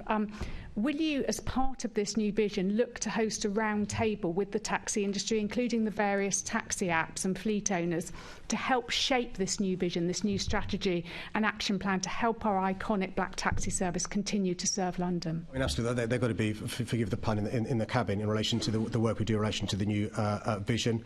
We'll also be speaking to the manufacturers, speaking to those in the finance, speak to colleagues across the globe, speak to those different ages. You'll be where also the big challenge we have is a number of our black cab drivers are getting older, and the worry is when they retire, who's going to replace them? And so it's really important we don't have a big exodus in relation to them retiring as well. Lovely. Thank you very much. I look forward to being part of that work as well. Thank you. Thank you. Assembly Member Desai has asked a question about drink spiking. Thank you for your really important question as well. Everyone out in London deserves to be safe and to feel safe wherever they are in the capital and any time of day or night. I'm working closely with my Night Tsar, the police and partners to make London's nighttime venues a no-go zone for perpetrators and those attempting to cause anyone harm. I'm pleased that the Home Office will amend the Criminal Justice Bill and update the Offences Against the Person Act 1861 to make it clear that spiking is illegal. We'll see what the legislation says, but I'm clear that spiking should be a specific offence, and I know that Senator Desai has been calling for this for some time now. So congratulations. Any allegation of spiking is taken very seriously by the Met Police Service, who are committed to working to tackle this issue with our nighttime venues, many of which have received specialist training training to recognise and help prevent these incidents. The Met Police Service has worked to improve their response to drink spiking through the rollout of Operation Rana. This operation deploys dedicated police officers to raise awareness about the signs that someone's drink has been spiked and to investigate reports of drink spiking. When an incident is reported, the police will record all information and gather critical evidence such as bottles or glasses. MPS licensing officers have distributed leaflets to raise awareness of this issue, and ahead of Christmas they have written to licensed businesses with advice on spiking and other safety issues. My Night Tsar has supported this work by promoting Operation Rana resources through an extensive network of venues across London. This includes highlighting Operation Rana resources through the regular newsletter that goes to the Nighttime Policy Forum, which includes boroughs and business improvement districts. I want to make it clear that it should not be down to women to protect themselves from the risk of their drink being spiked. I also recognise that a significant number of spiking victims are men, and it's completely unacceptable for anyone to be subjected to this appalling offence. More must be done to identify and arrest perpetrators of this predatory crime. I'm fully committed to supporting the new Met for London plan to overhaul the way the force deals with offences like these. Thank you, Mr. Mayor. Good morning. You answered both my supplementaries, but I think to put this question into some context, the number of recorded drink spiking offences has quadrupled over the past 5 years, from 497 in 2018 to 1,788 in 2023 to date. The figure for 2022 was 2,066. So it's clearly an issue of great concern. I think my first supplement is going to be about raising awareness. So again, maybe if we could consider some sort of social media campaign over the next few days.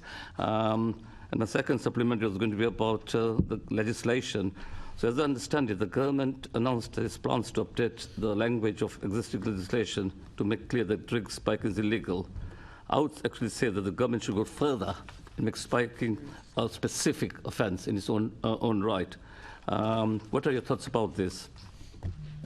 So Chair, thank you for both your questions. So across the country, I think the figure of those reporting their drinks being spiked is around 5,000 last year, 5,000. So it's a big issue across our country. And I think the government recognises that, as does the Shadow Home Secretary, which is why they're talking about this specific offence. My understanding is there'll be a specific offence, but that's why I said in my answer, let's look at the legislation, because there should be a specific offence for a variety of reasons. In relation to your second point about raising awareness, I agree with you completely. So I'll be supporting the Night Tsar, the Met Police Service, to raise awareness across the nighttime economy, working with those more than 2,000 who've signed the Women's Night Safety Charter, business improvement districts and others as well. But also I think we can all look out for each other as well when it comes to being in a bar or a nightclub as well. Just to say, Mr. Mayor, that you sort of mentioned the figure of 5,000, a national figure. So that means that 2 out of every 5 offences, roughly, are actually in London, because the figures I quoted are from the Met and for London. So anyway, I commend you you and the Night Tsar for the work you're doing in this area. And can I take this opportunity to wish you a Merry Christmas and all the best for 2024. Thank you. Assembly Member Sheikh, please. Thank you, Chair. Thanks for your question. Since I first became Mayor in 2016, I've been committed to taking action to improve the safety of women in the capital. In June last year, following a series of terrible incidents of violence against women and girls, we published our refreshed Tackling Violence Against Women and Girls strategy. The refreshed strategy brings together MOPAC and the GLA with the VORG sector, Violence Against Women and Girls sector, local authorities, police, the Crown Prosecution Service, the National Probation Service and the National Health Service, working as equal partners across London to tackle these crimes. It sets out a wide range of actions we're taking in London to tackle perpetrators, support victims and survivors and rebuild the confidence of women and girls in the police and justice system. The Women's Night Safety Charter has contributed to London's accreditation from the United Nations on the Women's Initiative, Safe Cities and Safe Public Spaces. By signing up to the Charter, businesses are committed to take action to improve safety for women, such as training their staff and how to spot and act against intimidation and harassment on their premises. We've invested £324,000 over 3 years to support the further development and expansion of the Women's Night Safety Charter. This includes further increasing the number of Women's Night Safety Charter signatories, supporting businesses to implement the Charter and its pledge through a programme of training and resources making a positive impact on women's experience of London at night, encouraging the network for signatories to share best practice and ideas that make London safer for women as demonstrated through the highly successful Women's Night Safety Summits, and ensuring signatories have access to other pan-London training opportunities such as active bystander training and Ask for Angela scheme. Last month, I announced that all of London's Premier League clubs and high street giants like Tesco and Boots have signed up. Over 2,100 venues, businesses and organisations are now signatories to the Charter. We've also seen other cities and regions following our lead, adopting our model as an example of best practice. I encourage all organisations that operate at night to sign up and show their commitment to making London's spaces and places safer for women at night. Thank you, Mr. Mayor, and good morning to you and wishing you and your family a Merry Christmas. Thank you for that answer, and I agree. I think one thing I really appreciate, it's more than sometimes actions, but it's also about tone. And I think you really set the tone from the top when it comes to making this an issue that Londoners should be keeping alert around. I think the Have a Word campaign was a really important part of changing that culture where, beyond bystanders, men kind of put themselves in the conversation around how you change a culture where women's safety needs to be prioritised.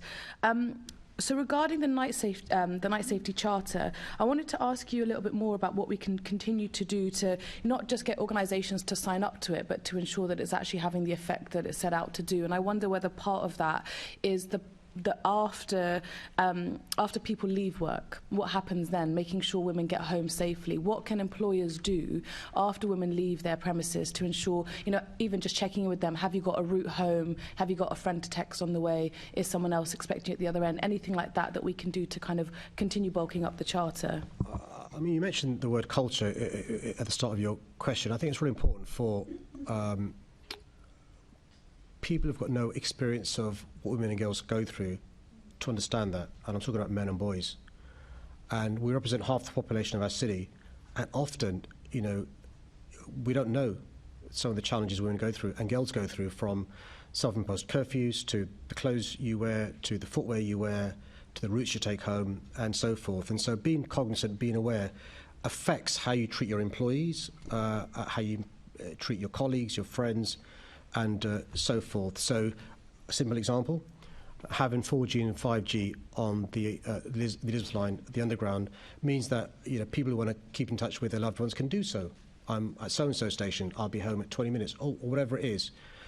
Or you want to report something as well. And you're right in relation to the design of the public realm, the journey from work to home, particularly in these autumn, winter months. We're speaking to councils, TfL and others about designing the public realm in a way so more places are well lit. So you think about when it comes to planting bushes, is it inadvertently leading to a place where somebody can hide or weapons can be hidden? So it's being aware when it comes to the design phase about some of these challenges that can, have unintended consequences that are negative. At the same time, we've got to make sure that those, you're right, that may have signed up to the Charter are properly trained, have the resources and so forth. And Amy LeMay, Justine, Sophie and myself will make sure that happens. Thank you very much, and I look forward to picking up conversations with yourself and Amy LeMay on this. And I think you're right about that. It's about the now, but the long-term thinking of designing the public realm to ensure that actually women's safety is part of the framing that we use when we think about planning. And indeed, I've had a lot of feedback as well about having Wi-Fi and access to, on the lines on certain stations being a really key part of making sure people feel safe on the way home. So thank you for the work that you do. Thank you, Chair. Thank you, and apologies to Assembly Member Sheikh for not introducing your item as I usually do. I've got a thick cold. Not a problem, Chair. I've got a it's the end of the year. I've got a cold. The next item concerns the Mayor's areas of responsibility, and that's in the name of Assembly Member Fortune. Thanks for your question. All my relevant pecuniary and non-pecuniary interests and positions are disclosed on my register of interests, which is online and can be viewed by any member of the public. I've been the most transparent mayor ever, and our commitment goes well beyond the mandatory Local Government Transparency Code. We publish interests, gifts, hospitality and expenses for me, the mayoral advisors and the senior Greater London Authority officers. I publish my personal tax returns. My own register of interest is updated regularly. The register shows that I'm lucky enough with my wife to own a home in London that meets mine and my family's needs with the help of a mortgage. I grew up in a council home and I've never forgotten the support that provided for my family. That's why council home building is so important to me, starting over 23,000 council homes since 2018 and meeting our target for 116,000 affordable homes in London since 2016. The register also shows that I'm chair of TfL. Under my leadership, we were able to freeze fares for 5 years, introduce the Hopper fare, complete the Elizabeth line, which is one of the most popular railway lines in the country, with over 4.3 million journeys per week, and introduce the new Superloop Outer London Express bus service. The register shows that I'm also chair of the Adult Education Mayoral Budget, which oversees the adult education budget. Since being devolved to London in 2018, the adult education budget supports around 200,000 learners a year, helping them upskill themselves for the job market. I'm also proud to chair the London Partnership Board. This is a forum born out of the collaborative working between all of London's leaders during the pandemic.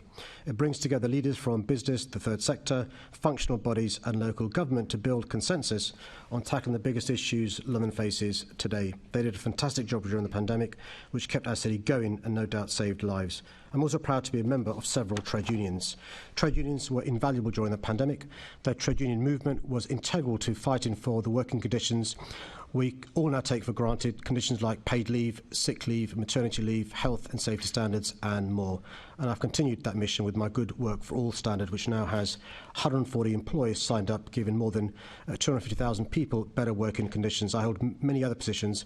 They're all listed online for complete transparency. Thank you, Mr. Mayor. I think you think I was going to an area I'm not going to. I'm from a council estate too. I recognise hard work. So the stuff that's on the register of interest here in terms of your chair positions, why I was keen to know that is just to establish the areas of responsibility that you have, direct areas of responsibility. What's your position with the C40s? I'm chair of C40. Oh, that's not on here, so you probably want to update that. Sorry? That's not on your register of interest, so you probably want to update that. So the reason I'm asking about these, so the areas of responsibility that are on here: Mayor of London, Chair of TfL, Co-Chair of Crossrail, Chair of London Crime Reduction Board, Chair of London Health Board, Chair of London Economic Action Partnership, Chair of the Mayor's Business Advisory Board, Chair of the Adult Education Mayoral Board, Co-Chair of London Partnership Board, Trustee Resolving Doors, which is on here as well. The C40's co-chairmanship, which is not on here, but you can update that. I mean, there's a lot of areas of responsibility that I want to ask you about, so I want to pick one. I noticed Howard's here. Oh, he's gone. Who's the new Deputy Mayor for Business. So I figured, of all those areas of responsibility, I'll loop back onto business. You remember that I asked you previously about small business payments and making sure that small business payments were going promptly and on time from the GLA. Can you remember what the target is to get them paid on time? I'm sorry, I can't. I can't, sorry. It's 90%. In 2018 and 19, there were 1,280 invoices paid late. That was 13.5 million that should have gone to small businesses on time but didn't. 1920, 1,242 late payments. That's 12.4 million. That should have gone on time and didn't. In 2021, when I asked you about it, you said you'd fix it, and that was great. That was a great commitment. I came back to ask you about it again in June 2022, at which point it was only 84% of payments on time, so that had missed the target again. When I asked you last time, that had reduced to 79%. And you said, OK, I'm going to grip this. Let's have a meeting.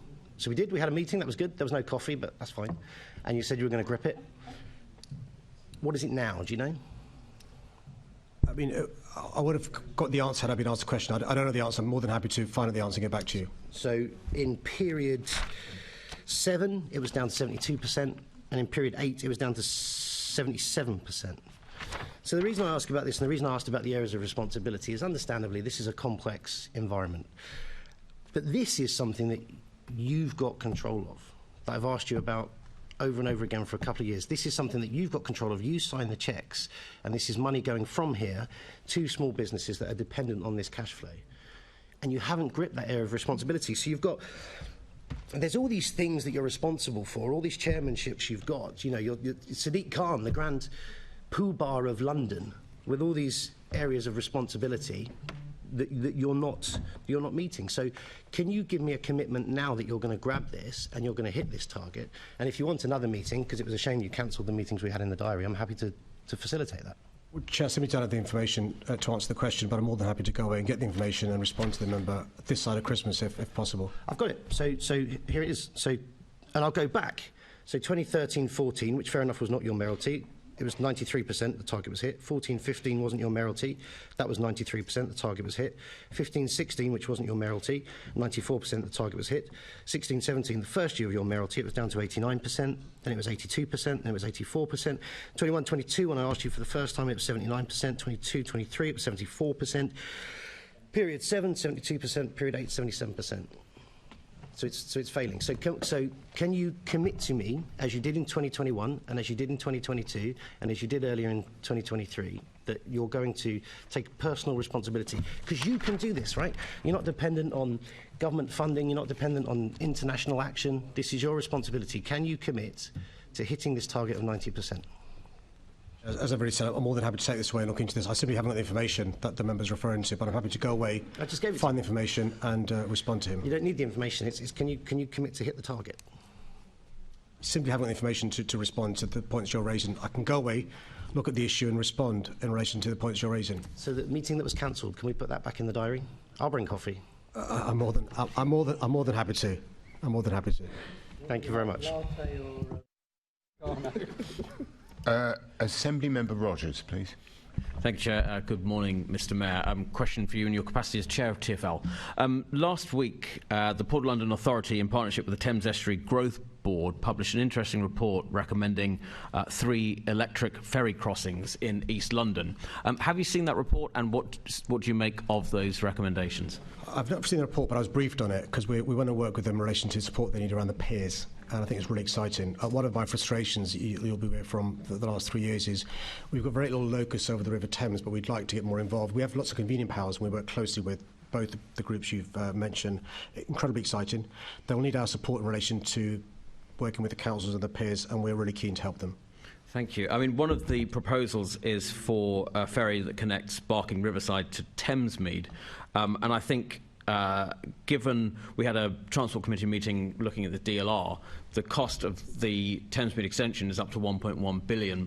This ferry proposal is 10% of that. Do you recognise that as a potential solution for Thamesmead, which is a fairly poorly connected part of the city? I was at a recent, so the reason why I'm smiling is because it's like, I was at a recent Homes for Londoners board meeting where the same point was raised. It's like you've been asked to raise it again, but it's a really important issue you raise, because infrastructure frees up housing, and if we can make infrastructure cheaper, it's a no-brainer, and you're spot on. And by the way, if you get a chance, the Barking Riverside station has made a transformative change. I think 17,000 journeys a day. But you're spot on in relation to using the big asset, the river, to try and get even more people there as well. But also making it a destination point as well. And I'm more than happy to come back to you in relation to the work we're doing, working with colleagues that you've mentioned. Thank you. That would be appreciated. Also, discussion of the river often tends to focus on central and eastern London, and for good reasons. The river is bigger, it's easier to use there. But I think my constituency of southwest London probably has more of the river in terms of mileage than any other part of London. Chair, can I make a procedural point? Chair of TfL relates to his role as Chair of TfL. Yeah, I'm just going to... So I understand, Chair, I think you're being very liberal in this definition, because so many of us also have other interests, and the way to bring this, if you want to bring this question forward, you should have set it as an individual question, or under New Year's resolution, where you could have tied it in. But I just think it's a dangerous precedent, because if you... Sorry, the precedent was established under previous assemblies when catch-all questions have been asked by both parties, and they do form this. Now, I observe that the Mayor has used the same defence that previous mayors have used, which is, if you're not specific enough for me to go and get a briefing on, then I will have to defer it and reply. I know it's difficult, but I've got to allow those questions to be asked, because it was a catch-all question. If we want to change this in the future, if you want to put a bar on catch-all questions, I think that's something that's best taken in through the Bureau. Chair, just to say, on this issue, I completely appreciate what you're saying. It's just that when Assemblymember Rogers started the questioning about the river, the first thing the Mayor did say was, we don't have any responsibilities over the river, just on the banks. And we've gone from the east end of the river now to talking about his constituents, and we're still talking about the river, over which our responsibilities, whether the Mayor has a pecuniary and non-pecuniary interest or whatever. So I think you really are stretching it now into areas that we're not responsible responsible for, which is why we didn't say anything when... Assembly member, that's a fair point, and I would ask the member to pull it back to the Mayor's responsibilities, because that is the question, but that is a fair point. Fine. I mean, as Chair of TfL, I was approaching the end of my question anyway before that rather pointless interruption, but if you wouldn't mind writing to me with your views on how we would improve the use of the river for Londoners, that would be much appreciated. Yeah, and you'll appreciate actually that it's one of our big untapped assets, and we've got to think about that. I go regularly down to Battersea Power Station, and that also has been transformed. You know it very well. I know it's not down the river from you, and we've got to, I think you're spot on in relation to using the river in a more innovative way. And so I'm happy to write to you about what we do. Thank you very much. Thank you, Chair. Thank you. I do love procedural wrangling. It's, you know, but no. I mean, I'm already in a bad mood. I mean, I've got an awful cold. Chair, it's a season of goodwill. Come on, don't be Grinch. I've got an awful cold. It's my wedding anniversary, and I forgot to buy a present. Oh, no. So actually, I'm not, you know, I'm not that positive at the moment. Assembly member Lord Bailey, please. Good morning, Mayor. I want to ask you about your responsibility around housing, which is, of course, one of your biggest responsibilities. As part of those responsibilities, you have a council house acquisition programme, and I want to start by asking you, is that programme focused on properties that are already vacant? Chair, this is the last question. I don't know quite how we've got to there. There's one or two in between on the order paper. This is. Well, I've come in the back. This is following on. This is a supplementary, following on from Assembly members' fortune. I do realise these questions are a challenge for the Assembly, and they always have been. But you know, as long as Assembly members address the original question, we're okay. Yeah, one of his biggest. Please, Mr. Mayor, I'm sure that you and I can both agree that house. Thank you. So, please, Assemblymember Beck, I'm trying to question the Mayor. So, Mayor, could you just let me know if these purchases will be focused on houses that are already vacant? Yes, if I could explain. So the affordable housing programme's agreement with the government allows us to purchase 30%, up to 30% I'm aware of that, of homes that are new, so empty. Yeah. And allows us to purchase 10% of second-hand homes. And by definition, there's somebody selling their home, and they'll be vacant. It's got to be, there are other requirements, which basically it's got to be decent standards and so forth. But that's basically the way it works. So the 30% target, empty because they're new. Developer sells them to us. The 10%, so not target, cap. I understand, yeah. The vendor is living there, sells it to us. Council, sells it to councils, beg your pardon. So the reason I ask this question, because as this scheme will involve councils purchasing homes from the private sector, have you put any safeguards in place to make sure that tenants are not then made homeless? That's a really important question. So first, just to reassure you, this is not new. And so the previous mayor, I think, purchased up to 16%, and across the country around 14%. So there are safeguards in place for the reasons you've said, because it's really important you don't inadvertently create homelessness to try and solve homelessness, because one of the reasons we're encouraging this use is to help with the temporary accommodation bill. And it would just be perverse if you're making people homeless indirectly by purchasing a home and adding to the temporary accommodation list. So I can reassure you that councils are cognizant of the perversity of that in relation to the vicious circle they have. And the reason why you can be reassured is councils are trying to reduce their temporary accommodation bill. They currently spend, roughly speaking, £720 million across our city a year. So what they wouldn't want to do is to add to it by creating another person to go on the TA list by being homeless. Okay, and just a last point. There's almost 90,000 empty homes in London, which is a steep increase since you became mayor. What work is being done to try and bring those houses back into circulation? Because that strikes me to be quicker, it'd be cheaper, and you're less likely to be making people homeless or even have to confront that problem. Yeah. Again, another good question. So one of the reasons for these empty homes is a lot of foreigners have bought our homes as gold bricks. And the way the business model worked for, I'm nothing against foreigners, but the way the building model works for these developers is they often sell off plan overseas. So a developer will go overseas. I understand that. And so these homes are built and they're left empty because they're still appreciated as an asset. So what we're trying to do is to persuade the government to give councils more powers to charge fees if a home is empty, to encourage that home to be brought back to use. What we can't do is CPO these homes. Yeah, I understand that as well. To do so. But any help you can give in the other place would be really appreciated in this area. But are you actively pursuing, because there's been many landlords who actually, with a little bit of a nudge, would see it as an income and might do that. The golden bricks is one situation, but there's the suggestion that it's just people with a house sat by them may have inherited, etc. What are we doing to just say, look, you could give this to the council and get good an income? councils are doing that. So what good councils do, good councils are going to those homes and persuading, it could be probate, to allow those to give the property to the council. Councils often give good 3-year deals. They guarantee income, so it's an income stream coming in. And so the good councils are definitely doing that. I can give you that assurance. I've seen examples of that myself. Good neighbours are not in a sort of inappropriate way reporting empty properties, so councils can take action. Often it's an empty property on top of a shop, which can be brought back a bit out of use. sight. I'm going to stop for time, but could I ask that the GLA, if at all possible, either support councils or maybe look at doing something themselves, because the scale of empty homes is large and growing. Thank you, Mayor. Assembly Member Garrett, please. Look, so I'm sure in your capacity as Mayor and as Chair of TfL, you'll have seen the traffic problems, traffic chaos, people might say, the wall of buses in Streatham that's been causing all sorts of problems for people. Times reported that a bus that used to take 11 minutes to get through Streatham is now taking 45 minutes. And that's assuming that passengers manage to make it all the way through Streatham and that the bus isn't curtailed and they're all kicked off as the bus has to go back the other way because it's so far behind.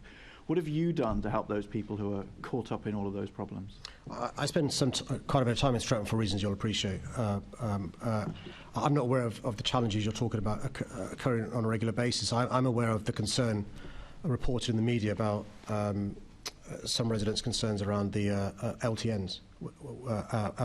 What the council is doing is responding to those concerns. We'll carry on working with councils in relation to those issues. As far as our operators are concerned and those bus drivers, TfL meets regularly with our operators, sometimes weekly. And it's not been an issue raised with TfL, but I can take it away if there are particular issues in relation to a particular part of Streatham. What TfL tries to do is help operators in relation to any problems that could be arising. The reason why it's important is, every minute a bus is delayed means that less likely a passenger will come back and use that bus. So it's in our interest to have buses moving quickly because it means more revenues for us. So the report of buses taking 3-4 times longer, people just getting off and walking, buses being turned back, you're not aware of that happening? I'm not aware of problems being caused by LTNs in Streatham on buses, no. Okay, well, you mentioned LTN. I didn't mention LTN. I mentioned the traffic problems in Sutton. People may be blaming them on LTNs. That seems the likely cause, because as soon as the LTN went in, the problem seemed to appear. But as chair of TfL and as mayor of this great city, you're not aware of TfL buses on a TfL road driven by TfL drivers being so delayed that the buses are being curtailed and people can't make their journeys through Streatham? No, as I said, I've seen media reports in relation to the delay you're talking about. Sure, but what you would do, right? So let's imagine a world where, a responsible and, go-getting person is the mayor of this city. You see those media reports, think, this is awful. This is awful. I'm going to find out what's going on. So what did you do? Well, for the children, they've got pantomime and mayor's question time all in one. So So what did you do? 2 shares, very good. What did you do, Mr. Mayor? Chair, the Mayor is not responsible for Lambeth Council installing or not installing LTNs again. Really? Assembly Member Cooper, I agreed with you before, now it's just an interruption for no point. Thank you. So I notice, Mr. Mayor, that you're not wanting to answer my question, you're playing to the gallery. I noticed that the deputy leader of your group over there feels that she needs to come in as your sort of pedantic bodyguard who's trying to interrupt.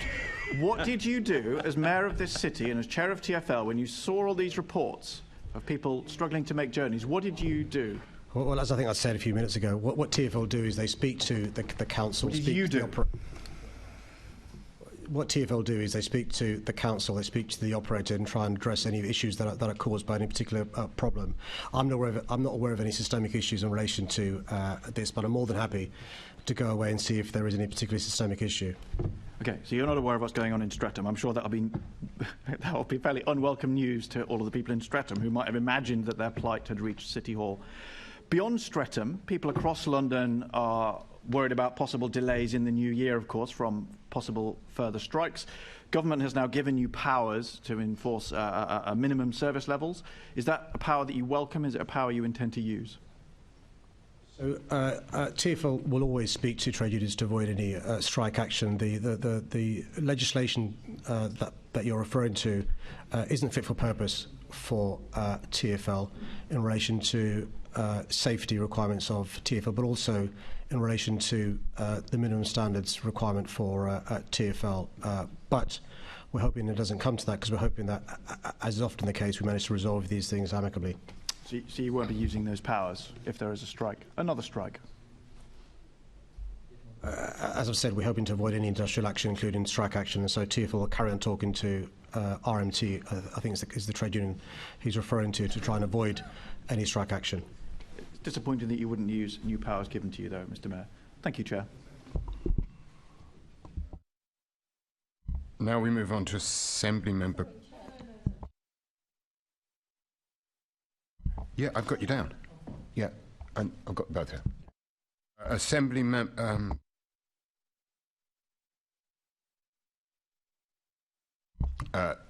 You can go. Actually, Assembly Member Duval.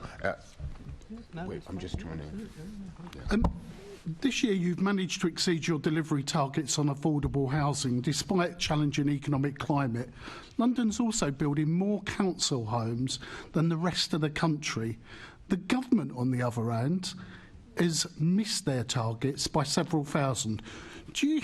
What do you intend to do in terms of the coming year? Is it more of the same, or are you going to raise your game even further by exceeding those targets in the coming years, if you're able to? Well, I was surprised. I'm not going to pretend, and I'm very really surprised by this government. To hear a Secretary of State complaining about housing delivery in London, when the areas of the country for which he's responsible has failed to meet the targets he set them. So let's just remind ourselves, the targets set by government on us before Brexit, before the pandemic, before Putin's invasion of Ukraine, before the challenges we have with Liz Truss's kamikaze budget, we've met them. The target he set, Homes England, other parts of the country, have not been met, shy of about 7,000. We're building more council homes any time since the 1970s. We're completing more homes any time since the 1930s, yet playing party politics, because guess what? There's an election in 130 days' time in London, and one across the country later on next year. I think Londoners know from their experience the compare and contrast, and the danger Londoners need to address is, do they want happening to London what's happening to the rest of the country after May the 2nd? That's why I'm hoping they'll lend me their support on May the 2nd. And do you think, look, in some ways, do you think that this present government has lost their way, given where they were in failing to deliver on a promise to ban Section 21 no-fault evictions, that they side against the consumers time and time again? We see it not just in housing, we see it in other areas where they back the regulator, backing the owners of business rather than actually thinking around protecting the consumers. What do you think your role could be in speaking up for Londoners on that issue, as you've done in terms of defending Transport for London? Let me give you 3 examples in housing where the government is on the side of vested interest. Unwilling to devolve powers around rent freezes and rent controls, because then they're on the side of landlords. Unwilling to remove Section 21 no-fault eviction, again on the side of vested interest. Unwilling to change the laws around leasehold, on the side of developers who have these massive ground rents they charge on leaseholders and all the problems there. There are many other examples where the government's made the wrong choice. In relation to TfL, I think the government's going to be very careful, because we as a city contribute, and I'm very proud of this, almost £600 billion to the National Treasury. Almost £600 billion. We contribute, roughly speaking, 23% of GVA for the country. Now, what they should be doing is supporting us to contribute even more.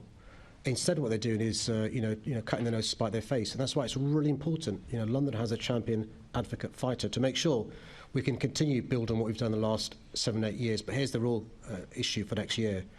Just imagine what we could do with a pro-London government, which is possible after the next general election. Pro-London mayor, pro-London government working together, rather than the show we've had for the last 7.5 years. Thank you. Assembly Member Prince, please. Thank you, Chair. Season's greetings, Mr Mayor, to you and your family. Unfortunately, on a more serious note, though, in your role as the Police and Crime Commissioner for London, could you please update the Assembly in relation to the actions you've taken and the Met took following the very worrying threat against a Muslim school in my constituency, Redbridge, please? Thanks for raising this, Keith. It's a really important issue, I know, for people in Redbridge.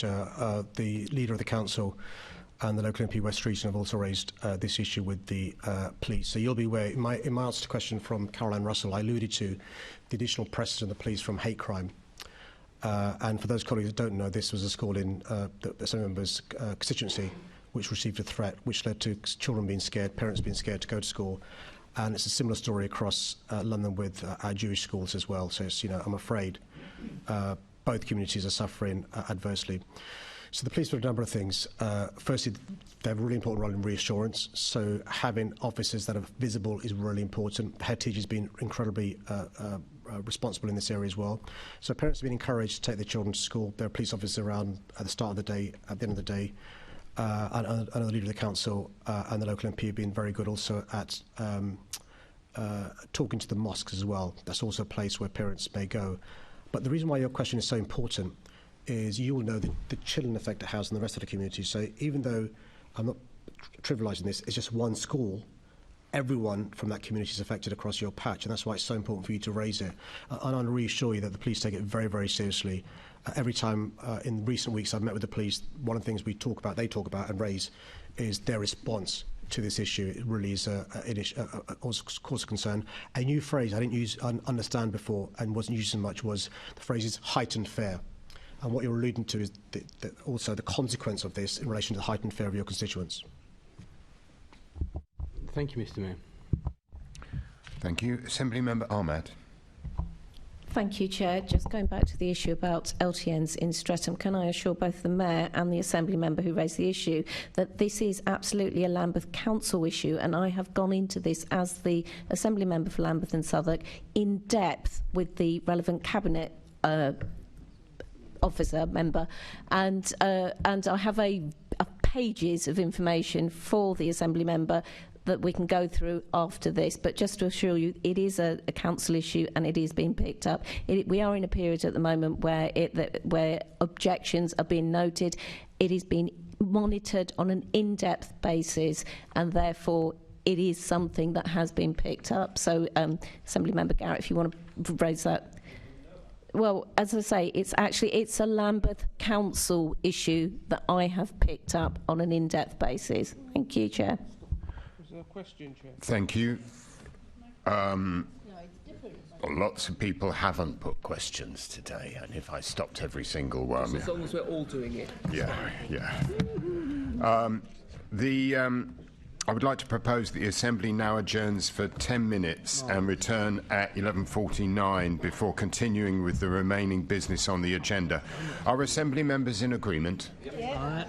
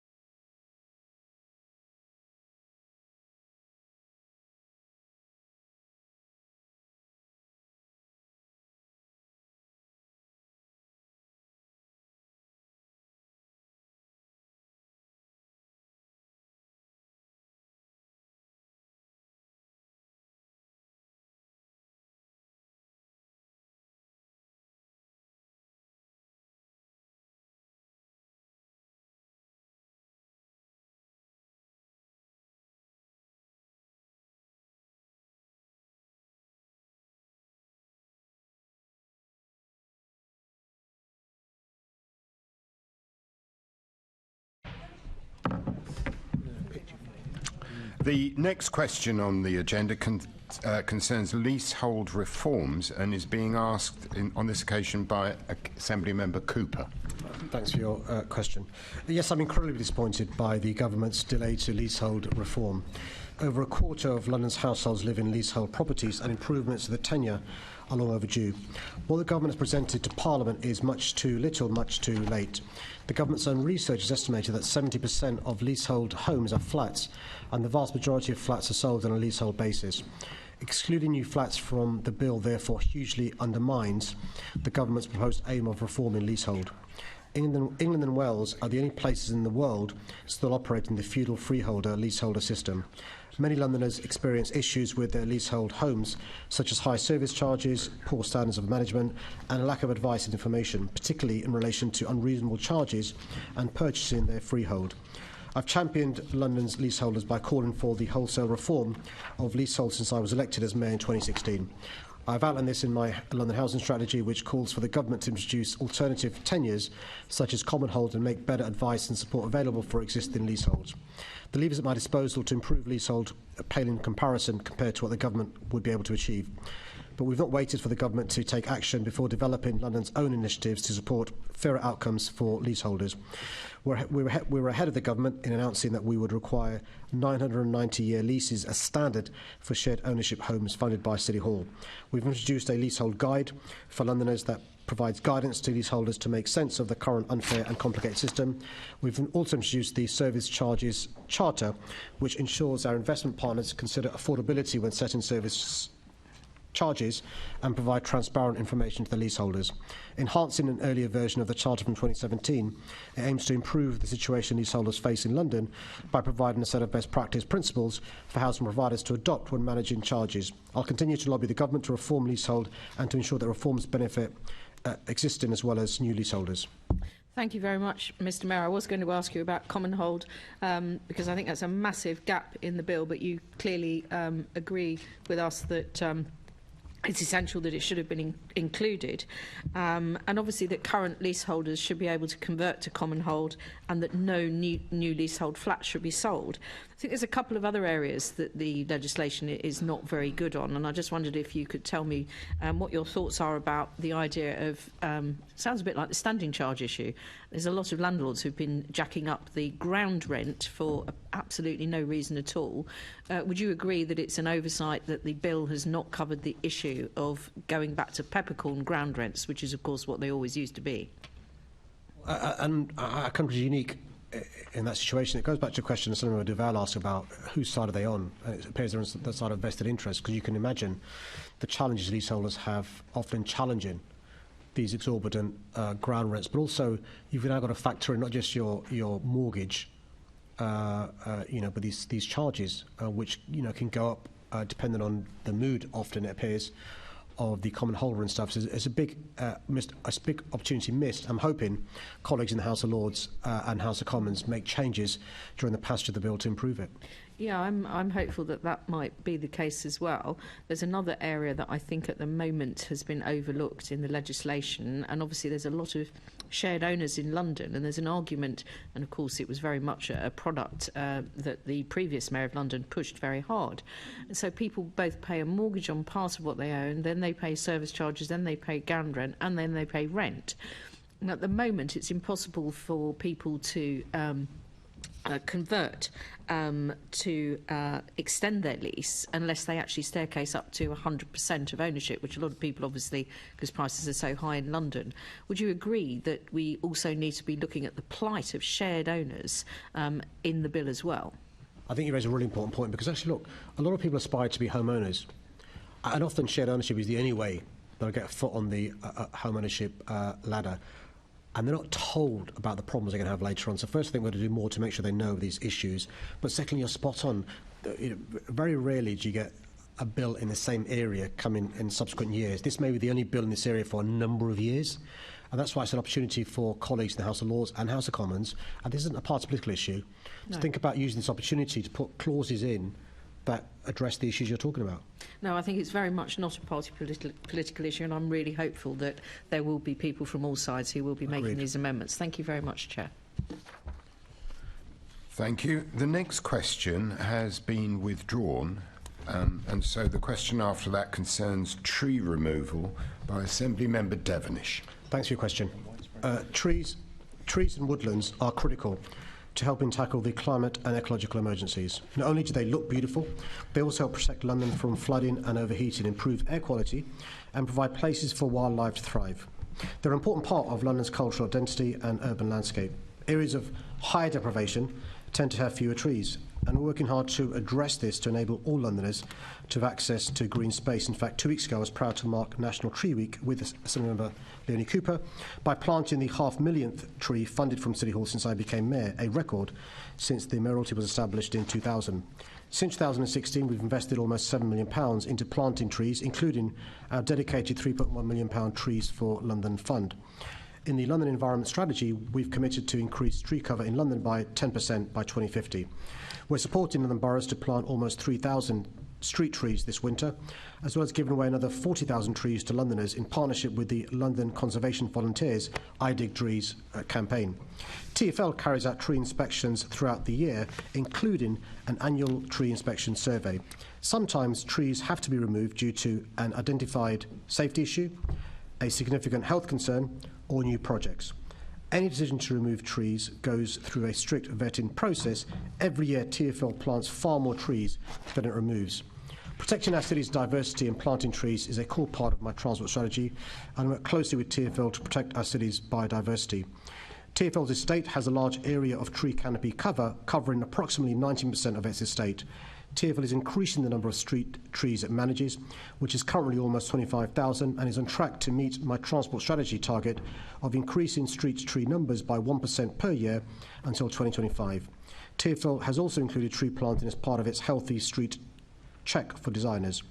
TfL's done excellent work through its Wildflower Verges programme, with the area covered due to double next year, and it's committed to delivering 5,000 square metres of catchment draining into sustainable drainage systems per year along its road network.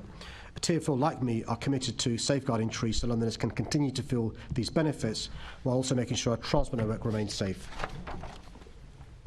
Merry Christmas, Mr. Mayor. And to you, thank you. One of the terrible things about Christmas, actually, is the divorce rate goes up. I won't go off at a tangent, because I'll be told not to opposite. But the Greens and the Liberals seem to have divorced today, so I'm sorry about that. Anyway, on to my question. You'll be aware, Mr. Mayor, that on the Lambeth North Millbank roundabout there was, and I say was, past tense, a fantastic palm tree. Were you aware that Labour Party, Westminster City Council now, to stress, so you may be more positive in your answer, had designed a scheme that would have allowed the tree to remain where it was and make it safe for cyclists? And despite that, TfL still removed an amazing tree that's much loved by everybody in Millbank. Well, Chair, I am aware of the scheme. Because that junction is, I think, the most dangerous junction for cycling in the city, requires the roundabout to be removed and for that road to be changed. There was a tree, a phoenix palm tree, in the centre of the roundabout, which is now going to be removed and actually planted somewhere else where it's more accessible and enjoyed by more people. I wasn't aware of a different scheme in relation to that junction, either on the north or south. That work's taken place. The phoenix palm tree has been replanted, and I'm told is doing very well. If the palm tree dies in its new location, will you pay for another tree, please? Well, TfL always replaces a tree if heaven forbid it dies, and I'm sure TfL will make sure the tree doesn't die and has a long and fruitful life. And if heaven forbid it wasn't to, I'm sure TfL would make sure a commensurate tree. Because what we don't want is a mature tree replaced by a sapling. And so if I was Senator Devonish, I'd ask for a like-for-like replacement, and I'm sure TfL would address that hypothetical case where, heaven forbid, the tree dies. Well, as it's Christmas, I will leave it there. I don't want any United Airlines tickets. Merry Christmas, Mr. Mayor. I mean, the thing is, he spent all night thinking of that, all night, and that's the best he could come up with. Assembly Member Cooper, please. Could we have a Christmas tree then?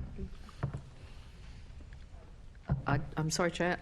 Did I? No, I'm fine. I think Assembly Member Devonish has probably covered. Well, maybe actually, Mr. Mayor, talking about removing trees when we're looking at difficult situations like dangerous junctions.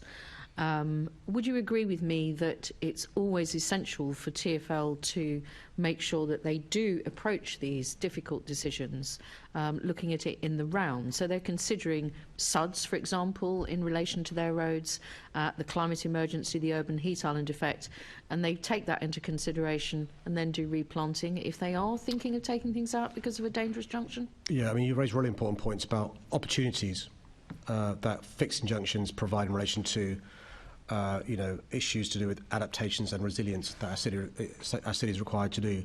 But just to reassure you and Senator Devonish, TfL does use tree specialists as well in relation to this endeavour. Sometimes it's not possible to make the improvements required without removing a tree. They are replanted wherever possible. But you're spot on about opportunities provided by catastrophes. That roundabout has had at least one fatality, dozens of people injured who are cyclists, and it must be right that we remedy that if it's possible, and it is on this occasion, to replace the tree. That's all and good. At the same time, as you've mentioned, sustainable urban drainage, issues to do with adaptations and resilience are incredibly important. Thank you very much, Mr. Mayor, and season's greetings to you and the family. Thank you. I don't know about this case, but I always think it's better to move the road rather than the tree, but that's my personal view. Assembly, the next question concerns the TfL business plan, and it's Assembly Member Bacon. Thank you for your question. Last week, TfL published a draft of its 24 business plan. It sets out how TfL will be able to deliver a range of vital improvements to London's public transport network, as well as unlock new jobs and growth across London and the UK. The plan is predicated on TfL receiving capital investment funding from the government for 24-25 and future years. While I'm relieved we've agreed a one-year capital funding deal with DfT, this is some way from a decent long-term funding settlement that we need. TfL's business plan will improve Londoners' public transport experience by continuing to deliver existing major projects, including the 4 lines modernisation programme, the Piccadilly line upgrade, and new trains on the DLR. Additional funding will be allocated to transform Elephant and Castle Station and for a feasibility study on the DLR extension to Thamesmead. TfL will continue to deliver on the bus action plan. The plan includes 25 kilometres of new bus lanes and supports the rollout of the Superloop. The business plan sees a growth in outer London bus kilometres by 4%.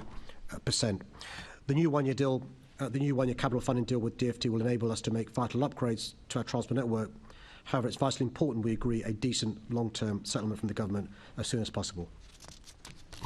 Thank you, Mr. Mayor. I'd like to ask a couple of follow-ups on specific areas in the business plan. Firstly, I'd like to ask about TfL staffing, and I would like to recognise the tremendous achievement in the upcoming business plan that TfL is covering their operating costs so soon after the pandemic, especially given minimal government support, unlike other transport authorities. But I am concerned about some unintended impacts, as I'm sure you would expect me to be. One aspect of the savings programme says that there'll be savings made by maintaining tight controls on recruitment and overtime. And at Budget and Performance on Tuesday, I was asking about this, but TfL were unable to let me know where in TfL they felt there were savings to be made, and instead we're talking about planned reorganisations. So I was concerned that effectively TfL are asking for a blank cheque to reduce staffing costs in an unplanned way, effectively, if there are future holes in the budget. Can you assure me that TfL do not have that sort of blank cheque in this business plan? So just for full disclosure, since I've been mayor, we have reduced the number of staff at TfL. We've also reduced the number of non-permanent staff at TfL. For the first time in the history of TfL, we've reduced year on year from 2016 operating costs on a like-for-like basis and taken £1.1 billion out of the TfL budget. We're also going to take out another £600 million of our budget over the next 2 years. Why? Because the government's told us we've got to do so. I'm quite clear, though, that our staff are our best asset. They're conscientious, they're hard-working, they're dedicated. They kept our city going during the pandemic. 105 lost their lives. 105 transport workers lost their lives. So you have my reassurance. That's not going to be the first port of call. We're not going to, cut staff in the way you're suggesting, which is an understandable fear you've got, because obviously we've seen over the last 13 years the cheapest and best way to reduce costs, some people will think, is to cut staff. It's not the best way. It's a false economy. So I can give you that reassurance in relation to that. We're finding other ways to save money. One way we can save further money is we've made a massive reduction in agency workers. It's gone up a bit in the last year or two around a few areas, tech, data, engineering. Question, can we not change those to permanent staff with our apprentices and graduates, which will save money but also have in-house expertise? One of the things we're looking into. Yeah, no, absolutely. And I think that the concern is with such a sort of pretty vague statement, controls on recruitment, that what actually happens is vacancies are held open, filled with non-permanent labour, and actually costs go up. So that's why I'm concerned about that sort of statement. So the reassurance is really appreciated. And my other question is about bus contracts, and I did ask about this time last year as well, which is TfL's intention to reduce costs through reducing the amount spent on bus contracts. Again, if this is done in a planned way that maintains service and maintains the quality of staffing, and that's absolutely fine. But again, I'm concerned about the lack of specificity about how that will happen, because in the business plan it says this will happen by increasing bus speeds. Also fantastic, but that's going to take a bit of time. So not really sure how that connection is. So are you again confident that reductions in have you been given the assurances that reductions in bus contract costs won't impact on the quality or in fact the conditions of the staff? This is a really important area to keep an eye on, because you can sometimes save money in the contract you pay, in the money you pay out for the contract. You've not seen the fine print in relation to what you're losing as a consequence of saving money in the contract. So the good news is, with us receiving 12.5% only, but it's 12.5% of our capital budget, we can now amend the business plan for next year, but it gives certainty to the bus team to negotiate contracts with bus operators, 7-year contracts. They will know the ambition is to increase buses in Outer London. We've seen a big increase in Outer London with the Superloop. We're going to increase further bus provision in Outer London. There may be a case in Central London where there's duplication because of walking, cycling and tube, Elizabeth line, where there may be a reduction there. But the ambition definitely is to increase bus provision in Outer London, and indeed also in Inner London as well where possible. Fantastic. Thanks, Mayor. Assembly Member Hall. Thank you. Mayor Khan, when are you planning to refurbish the Rotherhithe Tunnel? I've not got that information to hand. I'm happy to let you know. One of the issues we were waiting for with the Rotherhithe Tunnel was confirmation from the government around some funding. I think the A road, A4 is also an issue where we're concerned about. So there are 3 roads, I think, Chair, where we've got issues around maintenance. I can drop the member a line. Yeah, I'd be grateful for that. I mean, are you concerned in any which way about the Rotherhithe Tunnel? I beg your pardon, sorry, I didn't understand the question. Yeah, we are. There are 3 pieces of road infrastructure we are particularly concerned about. Rotherhithe is one of them. And so we are in discussions with the DFT. I'm just not on top of discussions this week, because one of the issues was around maintenance for Rotherhithe, which is a source of concern. Well, I'm picking that up from very many places, so I am very concerned about the Rotherhithe Tunnel. I've been told that it could take 18 months, and if it's got serious issues, has it got serious issues? Are you concerned? And is it possible that it might have to close quite soon for 18 months? I've not seen the 18 months figure you referred to. What I have seen is concern around not enough capital to maintain and renew that piece of infrastructure. Like I said, I think there are 3 pieces of infrastructure on the roads we are concerned about, and we've said to the government, without urgent remediation now, in the longer term, it may need to have longer closed longer. I'm not aware of the 18 months, but I'm happy to come back to you in relation to the deal we've done with the government and what that means for roads maintenance, because it's those roads that we're responsible for that we're particularly concerned about in relation to lack of capital support.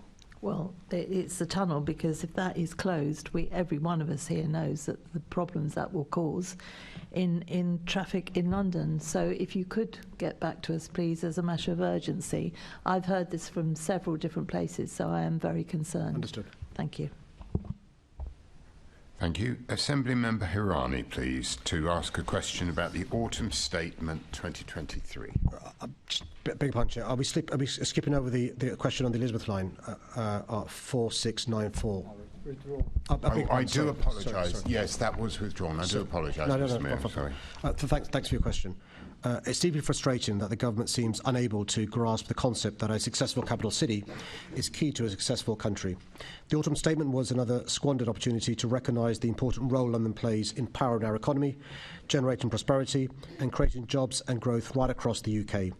And despite the Chancellor's rhetoric on delivering a statement for growth, it clearly falls short in providing much-needed investment to boost the economy, especially in London. It failed to provide adequate support for London's businesses, including reforms for business rates and calls to reintroduce tax-free shopping. It's also failed to invest in improved housing, transport and other vital services that Londoners desperately need, with insufficient funding for affordable housing and no assurances of the future of High Speed 2 reaching Euston. Given the resourcing pressures on the Met Police Service, it was extremely disappointing that no additional police funding came forward. Meanwhile, the Home Office is refusing to fairly fund police recruitment in London or to properly fund the MPS for its protest and counter-terrorist responsibilities. Sadly, the statement also failed to deliver measures to help the most vulnerable Londoners through the cost of living crisis this winter. This is despite Londoners continuing to suffer from higher prices, higher energy bills and soaring housing costs as a result of this government's disastrous mismanagement of the economy. The failings of the Chancellor's budget, along with this government's failing economic policy and lack of support for vulnerable people, only goes to highlight what most of us already know, that this government isn't working. Thank you, Mr. Mayor. The government had another opportunity to deliver some short-term financial relief for London in the local government settlement, which was published on Monday. Did that settlement deliver for London? So we've been in touch with London councils, and London councils is cross-party. It's really important to emphasise that point. Labour, Conservative and Lib Dems. They are incredibly worried about a funding shortfall of at least £500 million, which has an impact on the services they provide, but also on their viability as well. So we're incredibly worried the impact on Londoners that could have, and we'll continue to lobby the government with London councils for the right commensurate support. Thank you. Both the local government settlement and the Autumn Statement confirm that the government intends to keep cutting funding for public services, and yet they still say that local government has more spending power than it ever has had before. We all know what that means in reality. It's increases in council tax, which is how they're making that calculation, and sadly it follows a 60% cut in real terms in council core funding, which has led to boroughs like Harrow, Kingston, Havering, Croydon having the highest council tax in London. This week, Harrow in my constituency published their budget proposals for consultation, which shows a 4.99% increase in council tax, which could be up to £250, £15 for some households in Harrow. You've mentioned in the past that council tax is a largely regressive tax. What are your views now following the local government settlement further? And is it right that Londoners now have some of the highest tax burdens that they've ever faced in their lifetime? Look, there's three big issues posed as a consequence of the government's policies of the last 13 years, and you've really articulated some of those concerns. One is we've got to recognise the government's made massive cuts on public services over the last 30 and 40 years. That includes councils, it includes the GLA, it includes the Met Police Service, it includes TfL, it includes the Fire Brigade, it includes areas of social care as well. What the government is saying to the public is, oh, don't worry, the councils will find their money elsewhere. Council tax. Council tax is regressive, and those who are least able to pay it, in percentage terms, pay a similar amount to those who are able to pay more. So what councils are having to do, like the GLA, is to increase the maximum we can. Our council tax precept will have a hole that is even bigger than it otherwise would be. Secondly, as a consequence of government policy, we've got what's called fiscal drag. So the thresholds in which people pay income tax have stayed the same. As their wages have increased, they've been sucked into 40% rates of tax than they weren't before. That's a big area of concern. And the third thing which Londoners are facing is massive increases in their mortgages because of Liz Truss's kamikaze budget. And so people are seeing massive increases, £400, £500, £600 a year because of a direct consequence of Tory policies. Thank you. Thank you, Mr. Mayor. Assembly Member Hall. What about the £12.50 that is a consequence of your policy that nobody wants, that nobody wanted, that you are imposing on the poorest Londoners, the very poorest Londoners, £12.50? That is a tax that they shouldn't be paying, that they're paying every single day. So I think we ought to bear that in mind when we're talking about Londoners being taxed, Mr. Mayor. Well, Chair, let me respond to the question I've been asked, which is only fair. Just 1 second, Mr. Mayor. Perhaps the member could tie that into the autumn statement, the question of the autumn statement.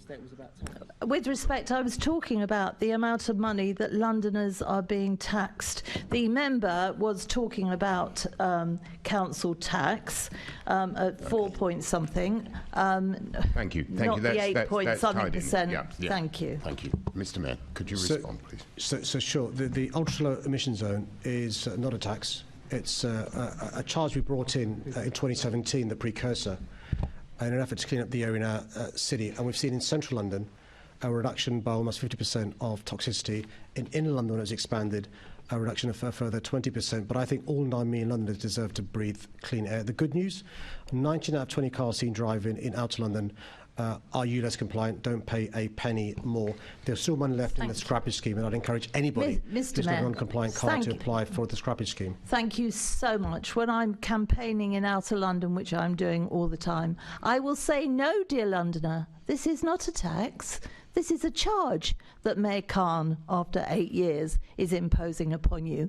Please don't call it a tax. It's a charge, and I'm sure they'll feel much better about that. So Londoners watching this, it's a charge, apparently. It's not a tax. These £12.50 amounts you have to pay every day are a charge. They're not a tax.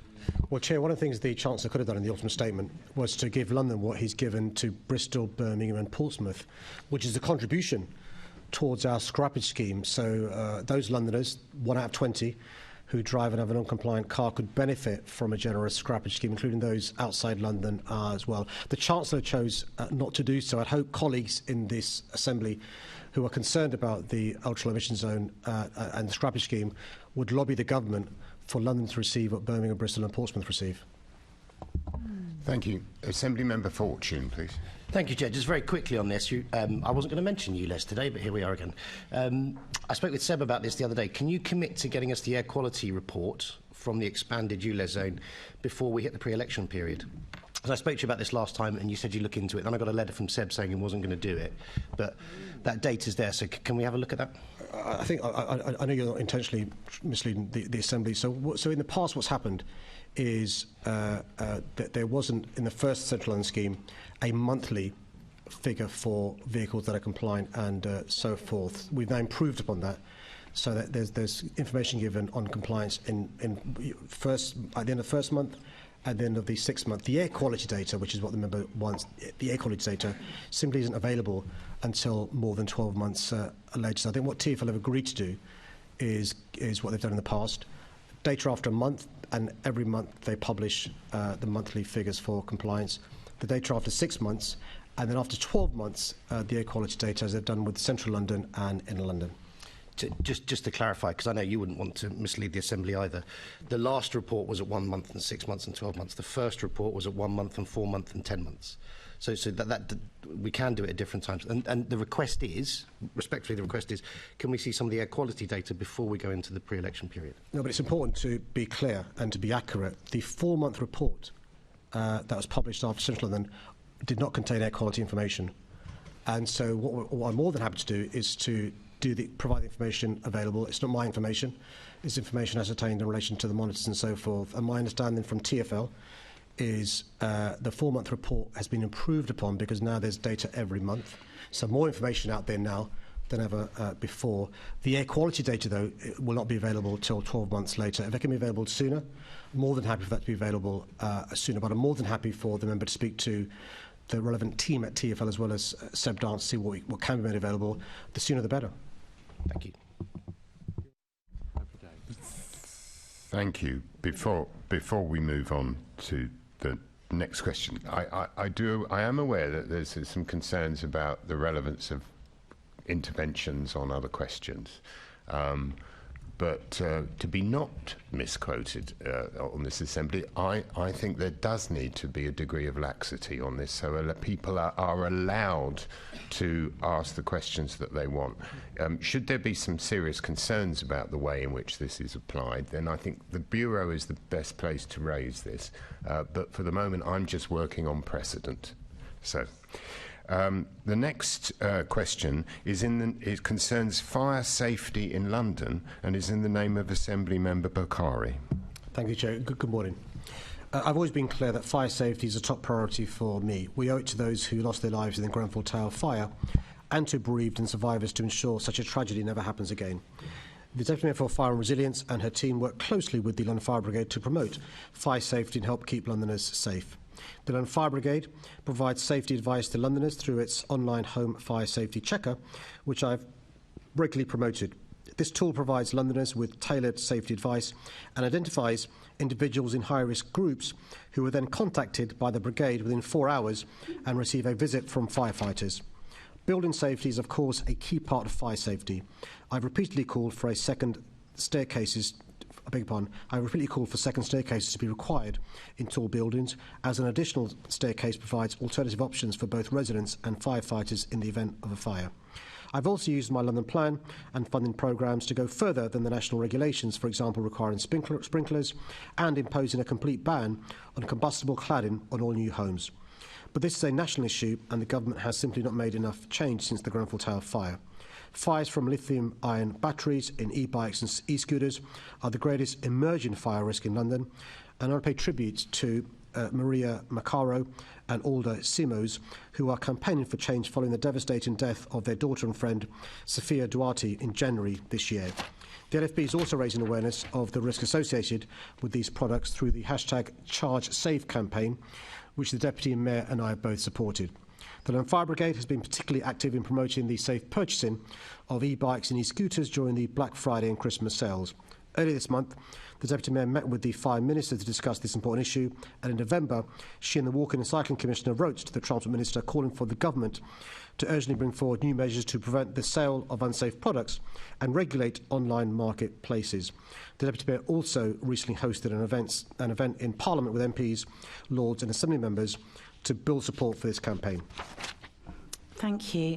Lithium-ion batteries contain the energy of 6 hand grenades. When a battery fails, it causes thermal runaway, leading to a fire that burns at 600 degrees Celsius. Fires rated to lithium-ion batteries in e-bikes and e-scooters are up by 47% in London, and these fires have tragically killed 3 people and injured 60. This is now a public safety emergency. I called for a public safety awareness campaign very early on, and I welcomed the launch and the success of the LFB's Charge Safe campaign, but sadly I'm really worried it's not reaching enough people, particularly those who are not online. Now, you've recently advertised free school meal policy and housing achievements on the Tube and on TfL services. Would you now consider working with the LFB and the TfL to promote Charge Safe campaign across the Tube network and other TfL services with similar adverts? Chair, we'll always look at what we can do, and we'll look into what more we can do. But listen, that awareness by itself is inadequate. It's just inadequate.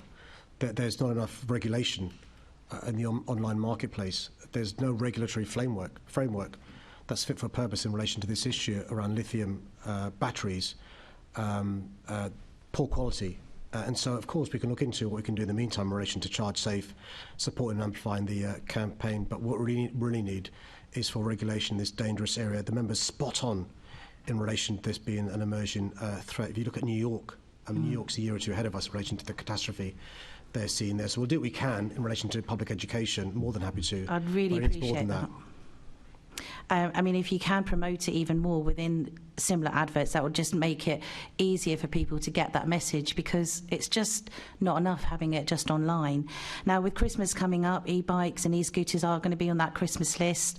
Assistant Commissioner Charlie Pugsley was on BBC London recently saying that we should only buy from reputable sellers. But how do people know about reputable companies that are selling them? Now, Dan Parsons from Poorly Charged, he told me that reputable e-bike retailers like his are actually struggling right now, facing pressure and competition from non-reputable online providers selling cheaper and unsafe products.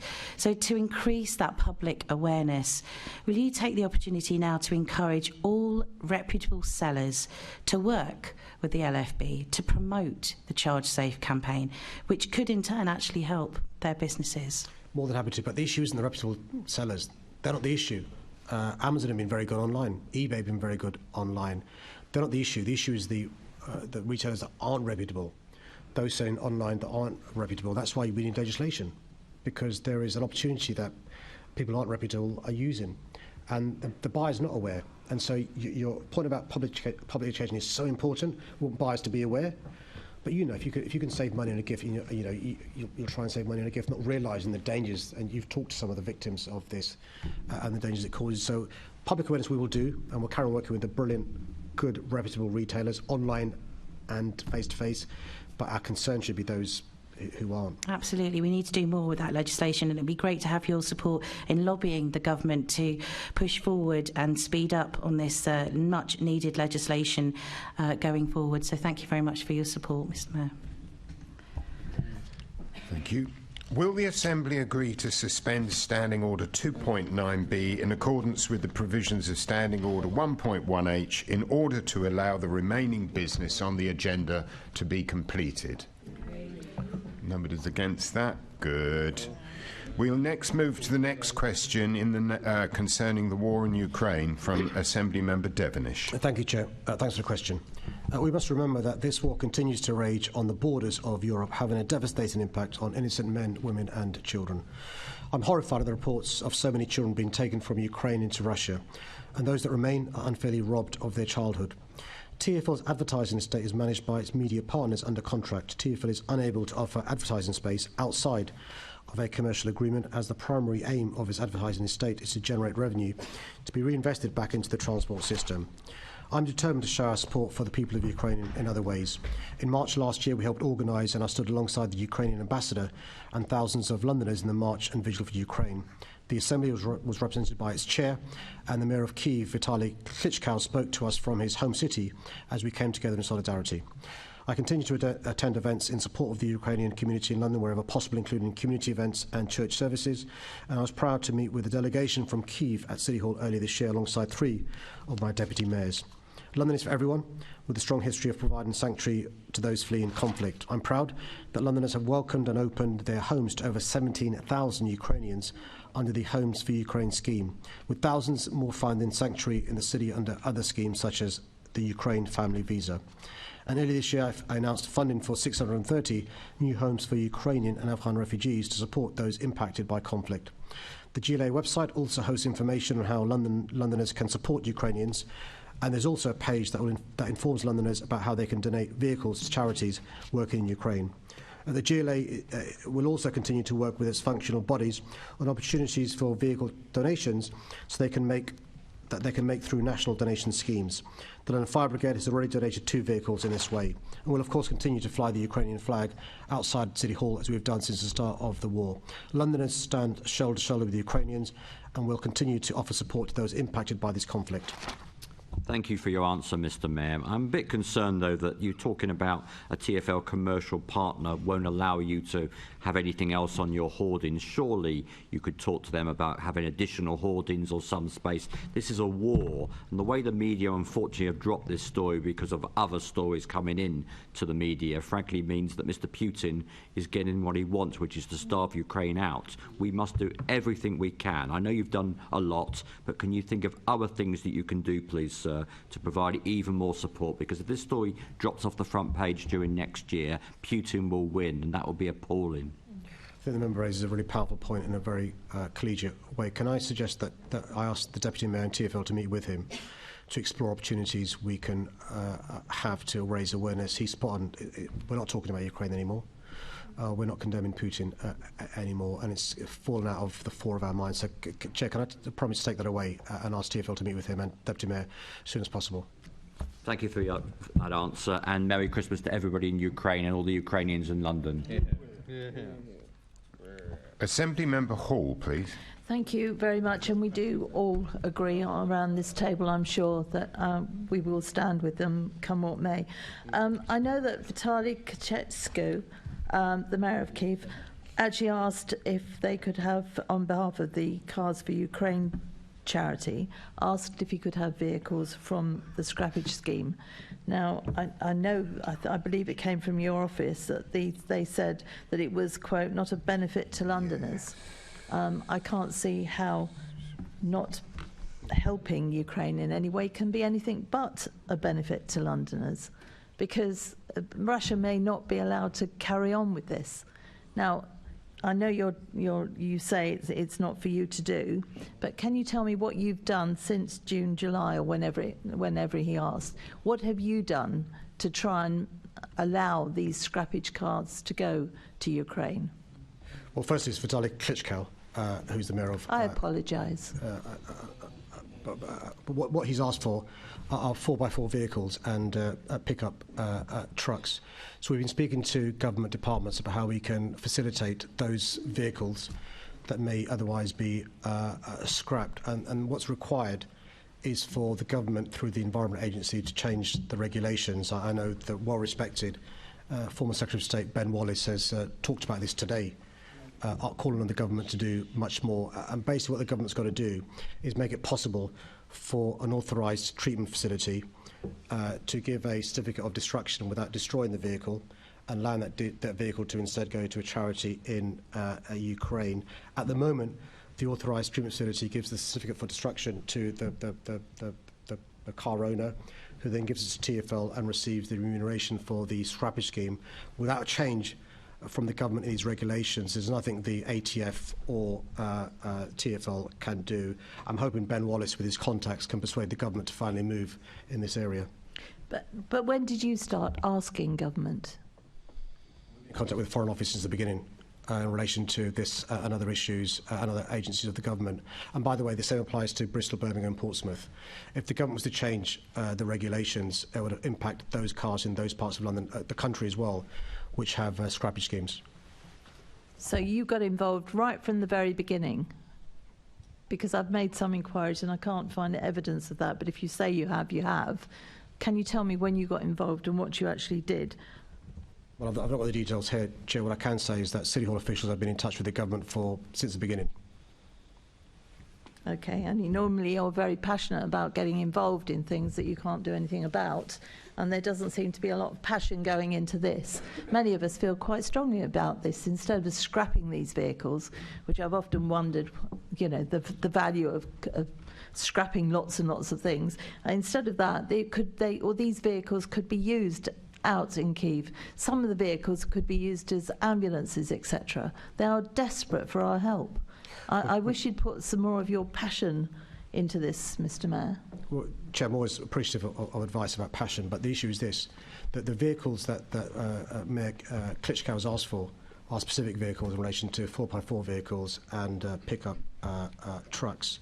What we've said to those charities doing brilliant work in Ukraine is there needs to be a change in the regulations. We're hopeful those regulations will change, but I want to raise hope in relation to the percentage of vehicles that would otherwise be scrapped that are useful for the issues that Kyiv wants them for. We mustn't give the impression that every single vehicle being scrapped could be diverted towards Kyiv. There's also another point which is very important to keep at the fore of our mind, which is the importance of safeguards taking place.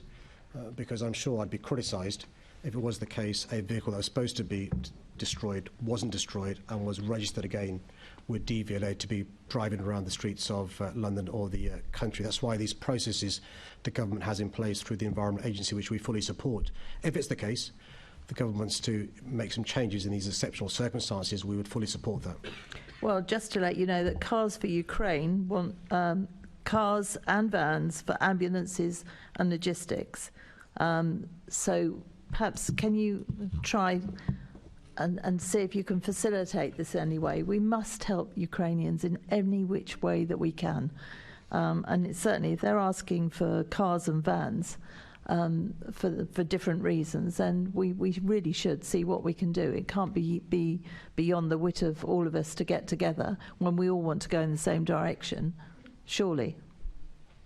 Well, Chair, we'll continue to engage with Mayor Klitschko in relation to this issue. We'll continue to work with the government. I think this is not an issue that's party political. I think it's an issue that all of us want to see support given to Ukraine. And the member's spot on. If we can recycle vehicles here that can be used by colleagues in Kyiv or other parts of Ukraine, of course we want that to happen. And so we're keeping everything crossed that we can have some progress here. And any help she can give us with her contacts in the government will be much appreciated. Absolutely, and I will do. And it isn't party political, but it is an emergency. And I think most of us would agree that this is something that should be dealt with as soon as possible. Those poor souls need help, especially when the winter comes in as it has. They need more and more help out there. Thank you, Chair. I think if we could stay on the clock for that. I raised this issue with you back in September, and I would be grateful if you could write to me as soon as possible to indicate the communications that your office has had with the Department of Transport to sort out this issue, because as far as I know, we could have been told this many months ago about the approved scrappage dealers, but that wasn't the case. So I'd like to know a timeline of the communications from your office with regard to that. I don't think the issue is DFT. Just to, DFT. Yeah, that's not the issue. But I'll write you to explain what the issue is. Please do. And also contact with the Foreign Office as well. Yeah, that's fine, but it's more about this approved scrappage scheme problem that we've had, that I'd like to see what activity your office has been carrying out in that time. Anyway, off the clock now. Thank you. The next question is in the name of Assembly Member Berry, and it concerns acquiring existing homes for social housing. Thank you, Chair. Thanks for your question. Too many Londoners are trapped in poor quality, overcrowded housing. At the sharpest end are the 1 in 50 Londoners who are homeless, including 1 in 23 children. That means on average, 1 child in every classroom across the city doesn't have secure housing. Despite record-breaking delivery across London that will help solve the housing crisis in the longer term, building new homes is not a short-term solution to this urgent problem. There's a clear and urgent need for an injection of new supply through an acquisition programme. London boroughs are currently spending an eye-watering £60 million a week on temporary accommodation. This is unsustainable. The broader costs of poor quality housing are also borne by the NHS. Recent City Hall research has found that repairing London's damp, mouldy and hazardous homes could save the NHS £100 million a year. Acquisitions programmes like the Council Homes Acquisition Programme, CHAP, can help to reduce these costs. The government's recognised the value of acquisitions by allowing them to be included in the Affordable Homes Programme, which is of course primarily focused on new builds. This is allowed because acquisitions are recognised to deliver value for money alongside social and economic benefits as part of a mix of approaches to tackling the affordable housing crisis. Through our London Housing Delivery Task Force, the sector also highlighted the fact that in many circumstances it's currently more expensive to build new homes than it is to buy. Many providers are down in tools as they wait for reduced interest rates and certainty on building safety requirements. Given this difficult operating environment and the vital need for new council homes, it's right for councils to use a small proportion of grant funding to acquire existing homes. London's housing emergency will not be solved overnight, and that's why I've set a 10-year target for acquisitions. But I'm concerned that the government's given no guarantees of the funding available to London after March 26. My housing team is prioritising conversations with DLUC to secure early commitment for an AHP funding settlement for 26 onwards. Research by Savills demonstrates that London needs £4.9 billion a year, and I'm calling on the government to make good on this. Okay, thank you very much, Mr. Mayor. That was a good, solid, long answer.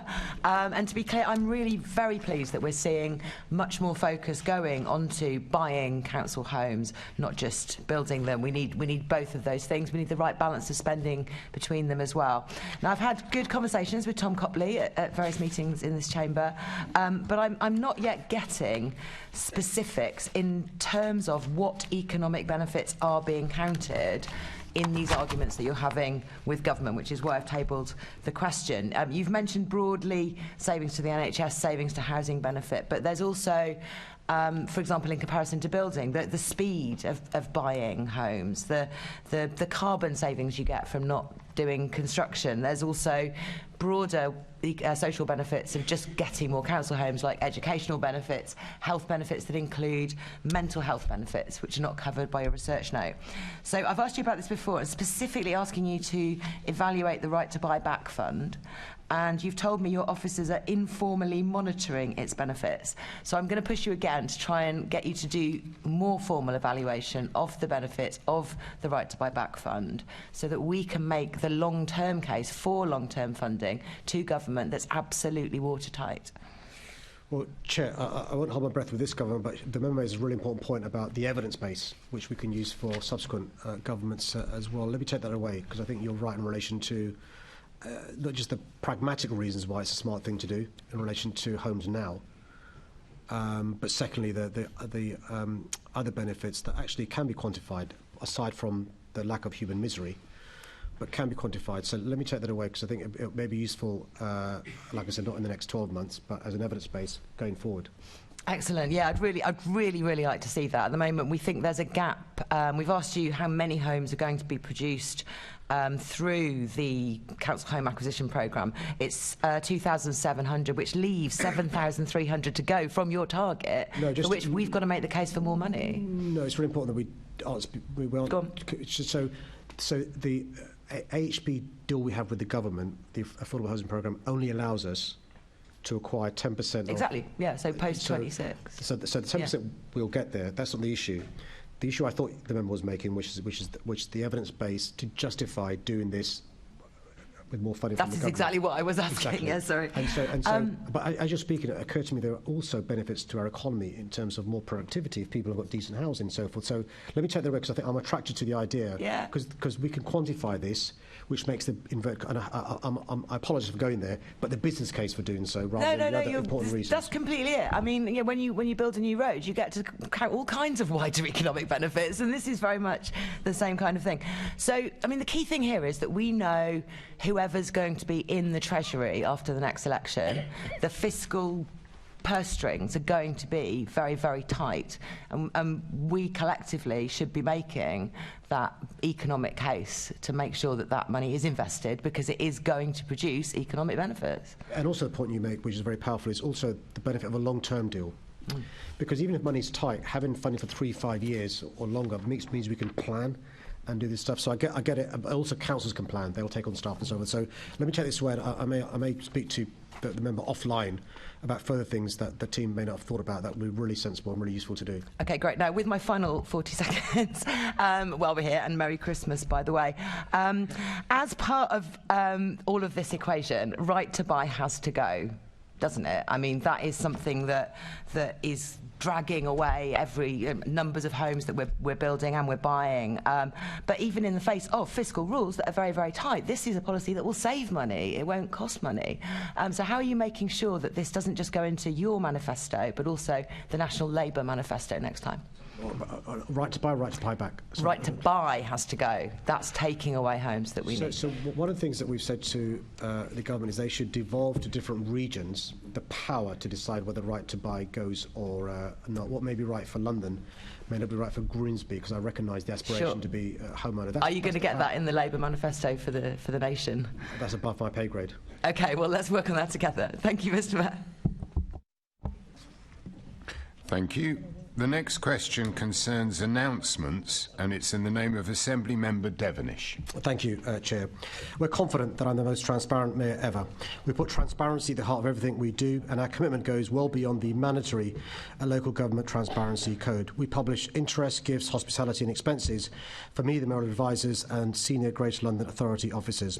We publish details of senior officer responsibilities, salary data and a geo... Sorry, Mr Mayor, I've only got 1 minute left. Would you summarise, please? No, I'll answer the question how I want to. We publish hundreds of data sets on the London Data Store and the results of a monthly poll of 1,000 Londoners. We publish gender and ethnicity pay audit data and action plans. We've signed up to the Code of Practice for Statistics, becoming the first organisation to do this voluntarily. We're rigorous about both statutory and non-statutory consultations. We've published my diary and I published my personal tax returns. It's entirely appropriate that I, as Mayor, use multiple communications channels to update Londoners on the progress and of my work, people's questions, including media and social media. I believe the member is referring to an interview published in the Spectator magazine on the 14th of October. Unlike the previous Mayor, I don't get paid huge sums for writing in the Daily Telegraph, Mail on Sunday, so sorry. and Spectator magazines while He's box Mayor. Office, though, and you're not. I spoke for free about many things to the Spectator, including his party's mayoral candidate weaponising the Jewish community. Well, he's talked me out again, Chairman. What a Democrat he is. Merry Christmas. I mean, Chair. I've run out of time, Chair. thank you. The Mayor... I mean, how rude can you get? A big question. Yeah, exactly. Exactly. I agree, Mr. Mayor. We've been chuntering all morning. Somebody should give him breakfast. OK, the next question, the Conservative group is now out of time. We're out of time. The next question concerns lowest income Londoners, and it's in the name of Assembly Member Ahmad. Thanks for this important question. The government's autumn statement included some measures that could support some low-income Londoners. For example, cutting national insurance contributions, uprating working age benefits and increasing local housing allowance rates. But these measures do not go far enough to support the lowest income Londoners given the severity of the capital's cost of living crisis. The view positive measures are also offset by other government policies that continue to hurt lowest income Londoners, such as the two-child limit and benefit cap, as well as the freezing of income tax thresholds until 2028. A Londoner who earns £20,000 before tax would save about £110 per annum as a result of the cut to national insurance contributions announced in the statement. But that same Londoner would lose at least £600 if they earn inflation-matching pay rises as a result of the freezing of income tax thresholds that this government is maintaining until 2028. Another example is the uprating of working age benefits by 6.7%. Data from the ONS shows that prices of necessities such as food and rent have risen by more than 6.7%, and research from the Joseph Rowntree Foundation shows that working age benefits currently do not even cover essential household spending. So it's clear the government's once again missed an opportunity to show support for low-income Londoners. And actually, the Chancellor, ahead of the statement, I call for him to implement the Joseph Rowntree Foundation's call for essentials guarantee, which would ensure universal credit protects people from going without basic essentials. I've also been calling for him to scrap the benefits cap and the two-child limit. Thank you, Mr. Mayor. Mr. Mayor, the Resolution Foundation found that by the end of this Parliament, disposable incomes are falling and households will be £1,900 worse off than they were at the start of the Parliament for the first time in modern history. Furthermore, wages are now set to remain below their 2008 level until 2028. It appears that this government is inactive in addressing the falling living standards, as you have just explained to us. Can you explain what this actually means for London's economy, please? Can I just repeat something that you said in your question that just demands repeating, which is, for the first time in the history of our Parliament, the first time ever, disposable income for households at the end of that Parliament is less than it was at the beginning. It shows this government's not working for working people, and we can see that in the conversations you and I have with our hard-working constituents across our city. And we have a new phenomenon in recent times, in-work poverty. In-work poverty. So people doing the right thing and working, often 2-3 jobs, but they can't make ends meet.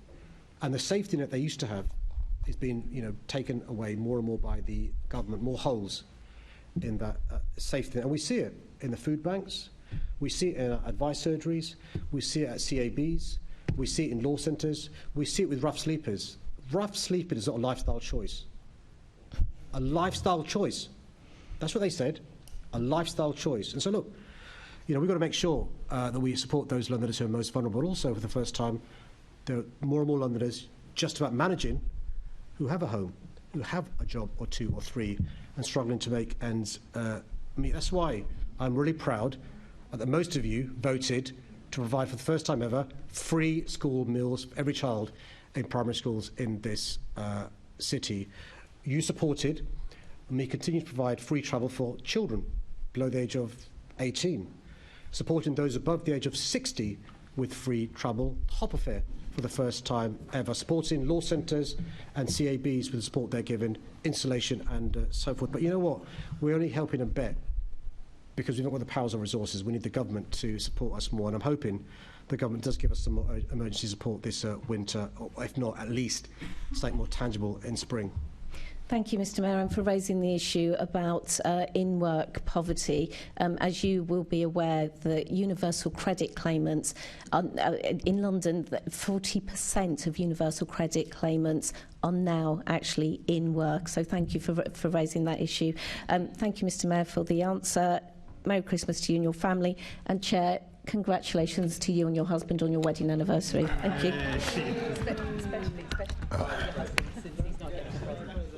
I'm just hoping that he likes bunches of flowers bought from filling stations. Yeah. That's all. Andrew, you're digging your own hole, man. So you're not watching, are you, guys? Oh, yeah. Anyway, let's next move on to a question concerning vaccination rates. And that's in the name of Assembly Member Clark on this occasion. Thank you, Chair. Thanks for the question. Vaccines provide vital protection against a range of deadly infectious diseases and also help to protect others. I'd urge all eligible Londoners to ensure that they and their children are up to date with their vaccinations. I fully support partners and local authorities as they work together to improve vaccine access and uptake, particularly amongst our most vulnerable communities. When the NHS launched their autumn COVID and flu vaccination campaign in September, I supported their efforts by promoting the information to encourage uptake from eligible Londoners and contributed to an NHS media announcement on how to access vaccines. Since the September launch, 1.68 million eligible Londoners have received their flu vaccinations and over 919,000 have received their COVID boosters. These are important milestones and a testament to the hard work of healthcare workers across the city. We're now in a festive period when lots of people will be coming together with their families and friends. I recently had my flu jab and COVID booster to protect mine and my family's health and to reassure and remind Londoners who haven't had theirs that getting vaccinated is the best way to keep themselves and others from getting ill during colder months. I'll continue to use my communications channels to urge Londoners not to delay their bookings through the NHS website, app and 119 service closed on the 15th of December, but eligible Londoners can still book direct through their GP. Thank you so much for that. I'm just wondering how are you and the GLA working to encourage vaccine uptake in communities which typically have lower rates of vaccine uptake? And the reason why the question is so important is we saw during the pandemic this new phrase of vaccine hesitancy. We've seen for the first time what we knew, but the government realised that actually in some communities there's distrust with officialdom and so forth. But also in London, younger population, more transient, more black, Asian, minority ethnics, less likely to be registered with a GP. And so the relationships that were built up during the pandemic we've used to try and encourage the take-up of vaccines for COVID, flu and the other issues. And we know, by the way, these Londoners tend to be in zero-hours contracts and jobs they've got to go to, otherwise they're not going to get paid. And so them falling ill benefits nobody. And so we're building on the progress made, working with NHS and UCSHA to make sure we get more and more Londoners vaccinated. Thank you for that. And what impact would a low vaccination rate have on our NHS services? One of the things that I wasn't aware about until relatively recently was the low uptake of the MMR. Mm-hmm. And so the reason why that's so important is many of us received it as children and have received, other boosters. But there are more and more parents who didn't give their children the MMR, and there's a possibility, I'm told, of a measles outbreak, which I can't remember a measles outbreak because of the great work of our scientists, epidemiologists and so forth. So that's an example of the consequence of not having the right immunity and stuff. And so I'd encourage anybody who may have children of the right age to check whether your children have had the MMR and just speak to your friends, neighbours and colleagues. Just encourage them to have these vaccinations. They do work. Yeah, absolutely. It's a really important message. I also just had my my flu jab as well, and it does help keep us healthy. And just because we've been off to go a little off piece, I just wanted to say how really pleased I was to read in Time Out that London is the top Christmas destination in not just in the UK but in the whole world. In the world. And that's right. You know what? Thank you for continuing to bang the drum for London. No, it does make a huge difference to have. A lot come by aeroplane. Yeah. United or otherwise. But also, to come on to that, since we're talking about American tourists, I first came here as a student from the US, and I think having a mayor who does really encourage tourism, encourage friends, family, businesses from the US to visit London is positive. So thank you very much, and I'm wishing you and your family a very... You too. Bless you. Thank you. Thank you. The next question concerns gender-inclusive climate adaptation, and it's in the name of Assembly Member Polanski. I'll just check. If I answer the question as read, it will take up all your time. Do you want to ask your supplementary tonight? That would be great if you're happy to do it. Thanks. Thanks for the Christmas spirit. So, today I've launched a report. I've been working with UCL researchers and women all over the world from Nepal, Tanzania, India, Argentina and the Philippines, alongside Caroline and Sean as well, who came to the workshops. And essentially the report is about the clear impacts of the climate crisis, particularly on marginalised genders, and it's really important that we lift up their voices. So my supplementary question just is, what are you doing to make sure those voices are included in the Climate Resilience Review? I've not read the report. Of course, I only just published it. I'd be keen to read the report. I mean, you raise a really important issue. I wasn't fully seized of this until a few years ago, that the issue of global justice is also an issue of social justice and gender justice, or injustice, as it might be. But the interesting thing is, it's on a micro and a macro level. I've not read your report yet, so it was mentioned before by Senator Fortune that I'm lucky to be the chair of C40. One of the things I've done is to make sure there's a co-chair, from the global majority, global south, but she is a woman who understands some of the issues you talk about. She's the mayor of Freetown. So I'm more than happy to read your report, but also you learn every day in relation to some of the issues. But we see it in London as well. It's not just in relation to the macro levels, also in London. I'm afraid it's affecting women more than men. It's really good to hear you talking about this. What have you learnt from working with women around the Climate Resilience Review? Simple things in relation to the homes that are flooded. Women affected more than men. Simple things like the impact on who doesn't use public transport as a consequence of the environment. Issues to do with homes that are energy efficient, those homes that aren't.